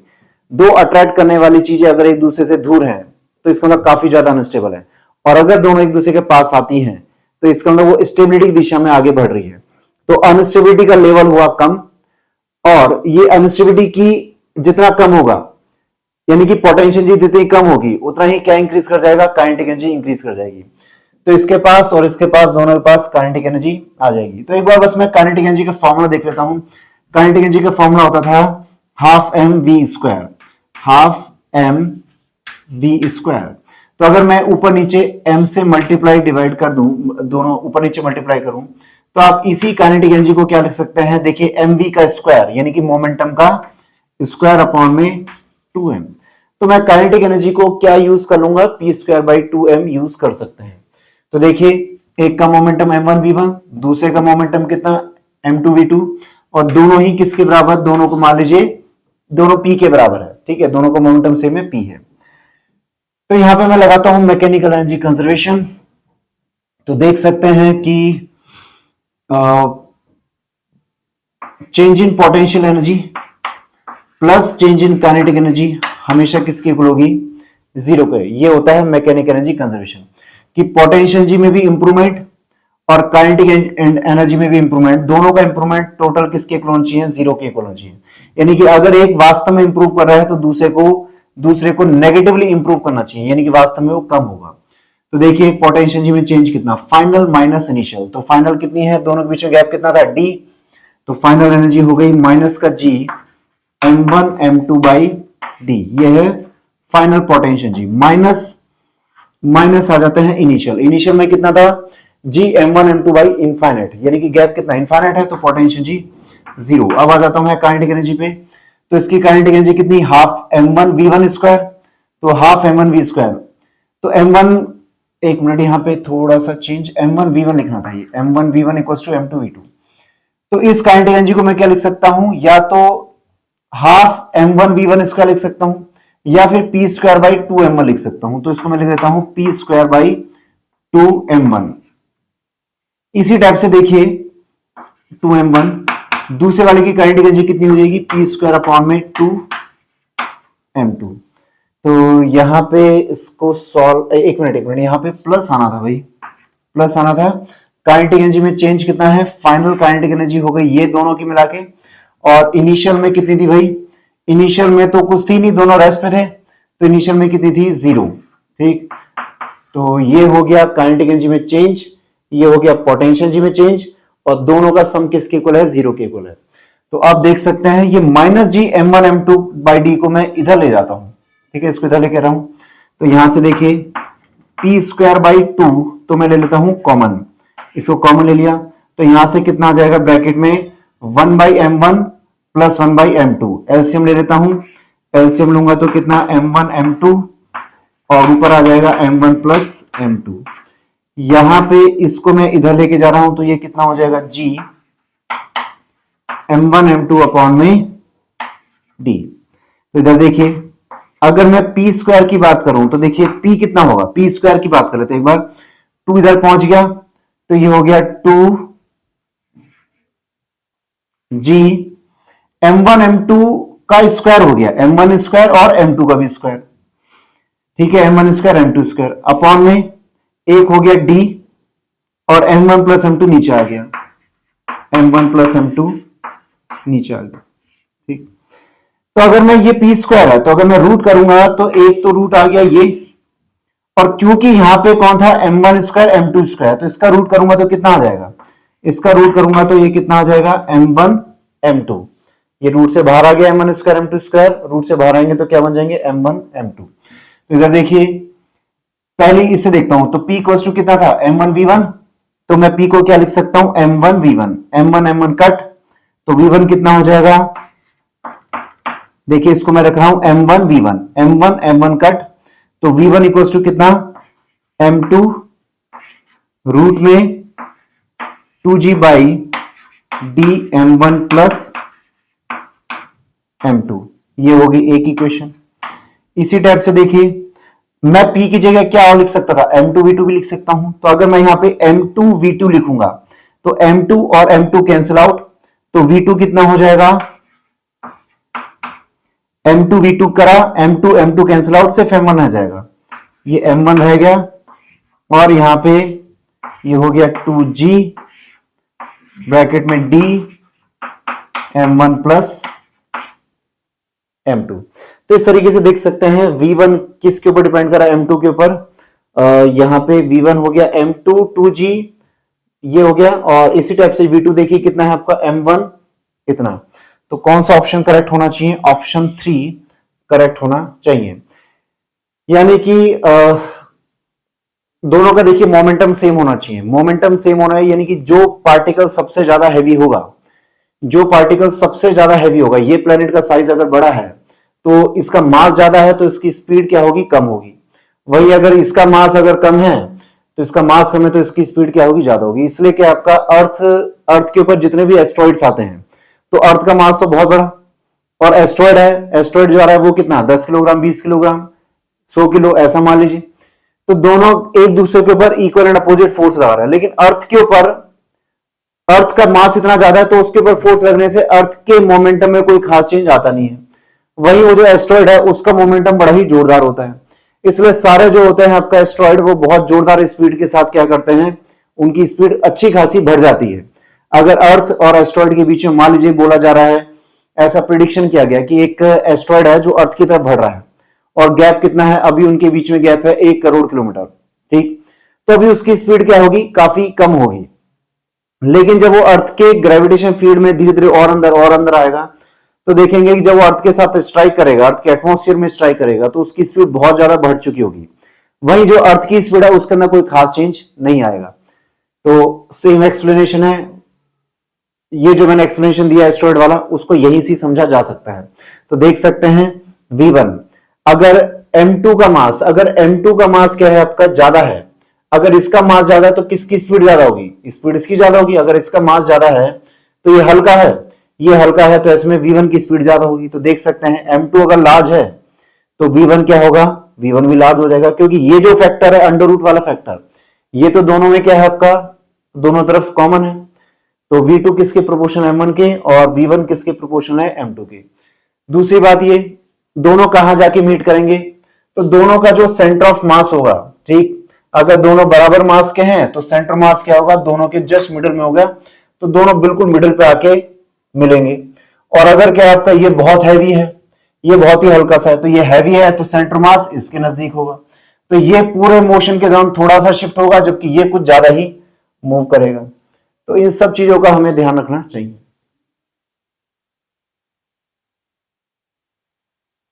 Question number 50 देखते हैं। क्वेश्चन नंबर 50 में क्या बोला गया है? India's Mangalyaan was sent to the Mars by launching it into a transfer orbit EOM। Mangalyaan obviously कहां से गया था? अर्थ से गया। कहां पे लैंड किया? मार्स के ऊपर। तो अर्थ से मार्स के ऊपर जा रहा है। एक ऑर्बिट है जिसको मैं क्या बोल रहा हूं, क्या नाम दे रहा हूं? Transfer orbit. एक ऐसी ऑर्बिट जो किसी ऑब्जेक्ट को एक ऑर्बिट से दूसरी ऑर्बिट के अंदर शिफ्ट कराती है, तो ये है वो transfer orbit. It leaves the earth at E से लीव करता है, अर्थ से लीव करता है ये, और and meets Mars at M. Mars को कहां मिल गया? एम पे। If the semi major axis of earth and Mars orbits are A E and ये ए ई है, ये कितना है? A M. इसकी वैल्यू कितनी गिवन है? A M. ठीक। Respectively find the time taken by Mangalyaan to reach Mars from earth by using Kepler's law. तो देखिए, आपको केपलर्स लॉ की हेल्प से बताना है कि अर्थ से मार्स के ऊपर जाने में कितना टाइम लगेगा, जबकि अर्थ जो है सन के अराउंड कितनी सेमी मेजर एक्सिस में रोटेट कर रही है? एई, जो कि कितना दे रखा है? करीब करीब 15 करोड़ किलोमीटर। और वहीं जो आपका मार्स है, मार्स इस ऑर्बिट में चक्कर काट रहा है, नियरली सर्कुलर या नियरली, मतलब इलिप्टिकल तो है वैसे, ये नियरली सर्कुलर मान सकते हैं। तो इसकी सेमी मेजर एक्सिस कितनी गिवन है? ये है ए एम, जो कि कितना है आपका? 22.8 करोड़ किलोमीटर। तो ये डेटा अपने को गिवन है, तो आपको बताना है केपलर्स लॉ की हेल्प से कि यहां से यहां जाने में मंगलयान को कितना समय लगेगा। तो जितना आपको पता है उसके बेसिस पे एक बार इसको आप अटेम्प्ट करने की कोशिश कीजिए।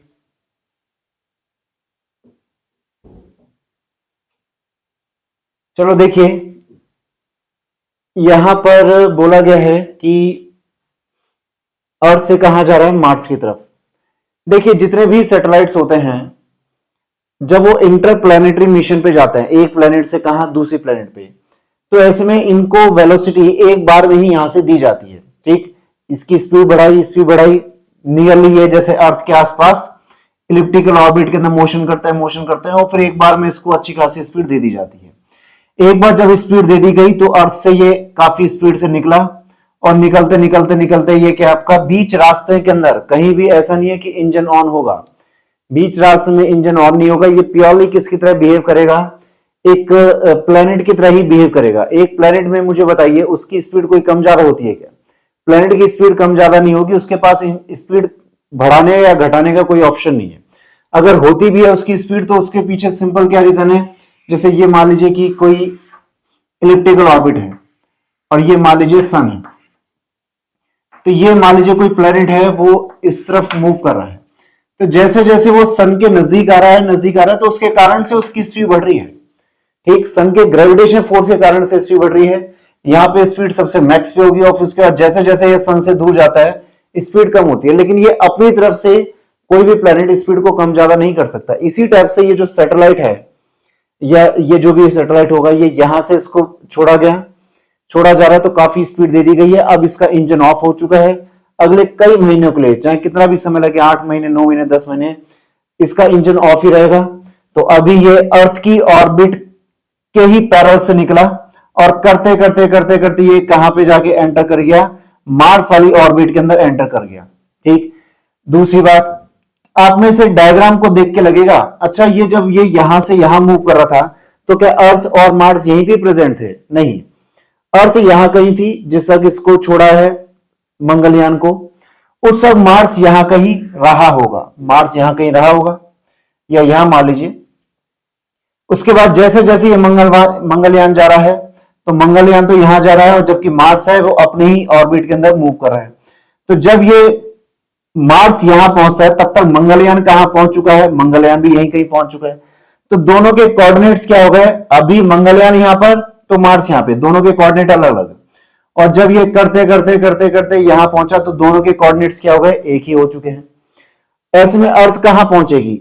तो जिस वक्त मंगलयान यहां पहुंचेगा, तो मार्स यहां से यहां शिफ्ट हो चुका है, और उस प्रोसेस में अर्थ भी कहीं और शिफ्ट हो चुकी होगी अच्छा खासा। कि अगर 10-12 महीने लग रहे हैं मान लो इस प्रोसेस में, तो 10-12 महीने में तो हो सकता है अर्थ नियरली एक सर्कुलर मोशन कर चुका हो। तो ऐसा नहीं है कि यहाँ पे आपको जो डायग्राम दे रखा है तो आपको एक ही समय पे मानना है कि एक ही समय पे अच्छा यहां शुरू हुआ और सीधा यहां पहुंच गया। जब ये यहां से चला, अर्थ यहां पे थी, मंगलयान यही था, मार्स यहां कहीं रहा होगा, और जब मंगलयान यहां पहुंचा तब तक मार्स यहां पहुंच चुका है, तब तक अर्थ और कहीं हो चुकी होगी। तो देखिए मैं यहां पे बता रहा था कि एक बार में इसको स्पीड दी जाती है, तो एक बार में स्पीड दी गई, ठीक है। अब ये अपनी इंजन ऑफ कर दिया गया है अगले कई महीने के लिए, और मंगलयान यहां कहीं जब पहुंचता है तो बिल्कुल लास्ट मोमेंट पे जब ये मार्स के करीब, मार्स की ग्रेविटी में एंटर कर चुका है, ठीक, तब यहां पे क्या है, इंजन ऑफ कराया जाएगा, इंजन ऑन कराया जाएगा, ताकि स्पीड को थोड़ा इसको कंट्रोल किया जा सके, स्पीड को कम करें, और ताकि ये मार्स की ग्रेविटी के अंदर एंटर कर सके। तो आपको यहां से यहां तक क्या मान के चलना है, बिल्कुल एक प्लेनेट की तरह ही बिहेव करवाना है मंगलयान को। तो कॉन्सेप्ट क्या कहता है, कॉन्सेप्ट ये कहता है कि जैसे मान लीजिए केपलर्स लॉ क्या कहता है, केपलर्स लॉ के अकॉर्डिंग कोई प्लेनेट है, वो यहां एक इलिप्टिकल ऑर्बिट के अंदर मूव कर रहा है। तो देखिए ये तो क्या होगी, इसकी मिनिमम डिस्टेंस हो गई, ये हो गई एक प्रकार से मैक्सिमम डिस्टेंस। इस पूरे को बोलते थे मेजर एक्सिस, और इसकी जस्ट हाफ, इसके जस्ट हाफ को बोलते हैं सेमी मेजर एक्सिस। तो केपलर्स ने क्या स्टेटमेंट दिया है कि टाइम पीरियड का स्क्वायर, टाइम पीरियड का स्क्वायर किसके प्रोपोर्शनल होता है, सेमी मेजर एक्सिस, इसको चाहे तो आर बोल लीजिए या ए बोल लेता हूं, सेमी मेजर एक्सिस के क्यूब के प्रोपोर्शनल होता है। तो ये पूरी डिस्टेंस कितनी है, ये मान लीजिए कुछ है, तो इसका जस्ट हाफ कर दीजिए, तो इसकी जस्ट हाफ लेंथ यही क्या होगी, सेमी मेजर एक्सिस। तो T square proportional to semi major axis का क्यूब, इसके प्रोपोर्शनल होता है। देखिए मंगलयान अर्थ से चला और अर्थ वाली ऑर्बिट के पैरेलल से निकला करीब करीब यहां से, और किसकी ऑर्बिट के अंदर एंटर करना चाह रहा है, मार्स की ऑर्बिट के अंदर के पैरेलल ये हो जाना चाहता है। तो मंगलयान यहां से निकल रहा है और ये किसकी ऑर्बिट में एंटर कर रहा है, एक प्रकार से मार्स वाली ऑर्बिट के ही पैरेलल होने जा रहा है। अगर ये यहां से इसको मिस कर देता है, तो ये मिस कर देगा, तो ये किस तरीके से चला जाएगा, वापस से ये इस ऑर्बिट में चला जाएगा। तो ये कैसी, अब दूसरी बात, जैसे ही मंगलयान यहां से छूटा तो अर्थ की ग्रेविटी से तो छूट चुका है, अब ये किसकी ग्रेविटी में आ चुका है, सन की ग्रेविटी के अंडर आ चुका है। भाई अर्थ की तो ग्रेविटी बस छोटे से रीजन में ही है, थोड़ा सा बाहर निकला उसके बाद ही क्या हो जाएगा आपका, सन की ग्रेविटी के अंदर ये आ चुका है। तो अब ये एक प्रकार से कह सकते हैं कि ये जो इस ऑर्बिट दिख रही है, ये किसकी ऑर्बिट है, ये सन की ऑर्बिट है। ये सन के अराउंड क्या कर रहा है, अपने आप को मूव करा रहा है। ये जो इसकी बार बार डायरेक्शन जो दिख रही है, चेंज हो रही है, ये इसकी स्पीड तो एक ही बार दे दी गई थी, स्पीड तो एक ही बार दे दी गई ना, अब तो इंजन ऑफ हो गया। तो ये बार बार जो डायरेक्शन चेंज कर रहा है, ये किसके कारण से कर रहा है, ये सन की ग्रेविटी के कारण से क्या कर रहा है, चेंज कर रहा है। यानी कि ये अपना सेंटर किसको मानेगा, ये सन के अराउंड इलिप्टिकल मोशन करने की कोशिश करेगा, और यहां इसको मार्स मिल जाएगा। मार्स अगर मिस हो गया यहां से, तो ये वापस से क्या हो जाएगा, इस टाइप के ट्रैक पे चला जाएगा। अब कोई ये कहेगा कि फिर तो ये क्या अर्थ पे वापस आ जाएगा। बात यह है कि अर्थ तब तक कहीं और पहुंच चुकी होगी, तो ये इतना आसान नहीं है। तो यहां देखिए, इसको देख के साफ लग रहा है कि मंगलयान एक इलिप्टिकल मोशन के अंदर मूव कर रहा है, और मंगलयान की मेजर एक्सिस किसके इक्वल है, मंगलयान की मेजर एक्सिस तो ये है, और ये किसके इक्वल हो गई, ये हो गई ए ई, अर्थ की semi major axis plus Mars की सेमी मेजर एक्सिस। तो मेजर एक्सिस कितनी हुई मंगलयान की, मंगलयान की मेजर एक्सिस होगी ए ई प्लस ए एम। तो इसमें मंगलयान की सेमी मेजर एक्सिस किसकी होगी, इस पूरी मेजर एक्सिस का हाफ कर दीजिए। तो देखिए मंगलयान की मेजर एक्सिस तो कितनी हो गई, ए ई प्लस ए एम, और सेमी मेजर एक्सिस कितनी हो जाएगी, अपॉन में 2। तो यहां पर देख सकते हैं, डिवाइड करता हूं मैं, अर्थ की सेमी मेजर एक्सिस कितनी है 1.5 10 की पावर 11, और ये कितनी है मार्स की है 2.28 10 की पावर 11, 10 की पावर 11 अपॉन में कितना 2। तो डिवाइड कीजिए, कितना हो जाएगा, ये हो जाएगा 3.78 बाई 2 10 की पावर 11। 2 का डिवाइड कीजिए, कितना हो जाएगा, ये 1.89 यही हुआ 117 16 यस 10 की पावर 11 मीटर। तो ये होगी मंगलयान की सेमी मेजर एक्सिस। तो आप देख सकते हैं मंगलयान के टाइम पीरियड का स्क्वायर अगर ये पूरा कंप्लीट मोशन करता तो कंप्लीट मोशन में कितना टाइम लगता? एक टाइम पीरियड। तो इसका स्क्वायर किसके इक्वल होता है? ये प्रोपोर्शन होता है मंगलयान की सेमी मेजर एक्सिस के क्यूब के। और एक काम करते हैं, इसमें मैं अर्थ के टाइम पीरियड का स्क्वायर और अर्थ के सेमी मेजर एक्सिस क्यूब का डिवाइड कर देता हूं। तो डिवाइड करूंगा तो यहां से देखिए क्या इक्वेशन आएगी। मास का सॉरी मंगलयान का भी अभी निकाला मैंने 1.89 इंटू 10 की पावर 11 और अर्थ का कितना है 1.5 इंटू 10 की पावर 11। 10 की पावर 11 कैंसिल आउट, ये कितना हो जाएगा आपका पावर 3। तो देखिए यहां से अगर मैं देखूं मंगलयान के टाइम पीरियड का स्क्वायर, एक काम को दोनों तरफ रूट ले लीजिए। अगर मैं रूट ले लूंगा तो ये कितना हो जाएगा, देखो ये रूट ले लें और डिवाइड भी कर दो। काम करो, डिवाइड करेंगे तो 1.89 को लिख दो 1.5 प्लस 0.39 और इसमें 1.5 का डिवाइड भी करना है तो यहां भी डिवाइड कर दीजिए 1.5 का और यहां भी। ठीक, इसको मैं ऐसे लिख रहा हूं, ये पावर 3 है और ये पूरा स्क्वायर है तो मैं इधर लेके जा रहा हूं तो पावर कितनी होगी 3/2। तो ये हो गया मंगलयान के टाइम पीरियड अपॉन में अर्थ का टाइम पीरियड। तो अर्थ के टाइम पीरियड से मल्टीप्लाई कर दीजिए। अर्थ का टाइम पीरियड कितना है 365 डेज। ठीक, तो इधर देखिए इसको मैं ले सकता हूं 1, ये कितना हो जाएगा, इसको मैं नियरली 0.4 ले लेता हूं तो 0.4 अपॉन में 1.5, 0.4 अपॉन में 1.5 तो इस ये लगभग कितना हो जाएगा 4/15 हो जाएगा। कितना हो जाएगा 4/15, इसकी पावर 3/2 इंटू में कितना 365 डेज। आगे देखिए 1 प्लस एक्स की पावर n हमने पढ़ा है बाइनोमियल अप्रोक्सीमेशन। क्या ये x 4/15 1 से काफी छोटा है? 25% तो है ही, हालांकि उतना भी छोटा नहीं है लेकिन फिर भी हम जो ऑप्शंस दे रखे हैं उसमें ठीक ठाक सा गैप है। तो ठीक सा गैप है तो मैं इसको यूज कर लेता हूं अप्रोक्सीमेशन को। तो देखिए ये कितना हो जाएगा, ये नियरली किसके इक्वल हो जाएगा 1 प्लस एक्स की पावर n। 1 प्लस एक्स की पावर n कितना होता था 1 प्लस nx। तो n आ गया बाहर 3/2 और ये कितना हो गया 4/15 इंटू में कितना 365 डेज। तो देखो ये कितना हो जाएगा 3 को इससे मैं कट करता हूं कितना 5, ये 5 से हो गया 5 इंटू में 10, ये 10 हो गया है और 4 में 10 का डिवाइड करो कितना 0.4 तो 1.4 हो गया। तो ये हो गया 1.4 इंटू में 365 डेज। तो ये हो गया टाइम पीरियड, मंगलयान का पूरा टाइम पीरियड अगर वो यहां से ऐसा कंप्लीट मोशन करता। फिलहाल उसको क्या जाना है, अर्थ से लेकर सिर्फ यहां तक जाना है, यानी कि पूरी जर्नी का सिर्फ हाफ चलना है। तो पूरी जर्नी का हाफ चलना है तो बताइए कि कितना हो जाएगा। ये टाइम हो जाएगा मंगलयान का टाइम पीरियड अपॉन में 2। तो 2 का डिवाइड कीजिए, ये कितना हो जाएगा 0.7। तो 0.7 इंटू में 365, इसको एक बार मैं मल्टीप्लाई कर देता हूं तो 7 इंटू में 5 7 5 35 3 7 6 42 एंड 45 4 7 इनके 25, ये हो गया 25 और एक पॉइंट है इधर आ जाएगा। तो ऑलमोस्ट कितना आपका 255.5 डेज, जो कि नियरली किसके इक्वल है आपका नियरली 260 के इक्वल है। तो ये नियरली किसके इक्वल हो जाएगा 260 डेज। तो इस तरीके से हम देख सकते हैं कौन सा आंसर होना चाहिए।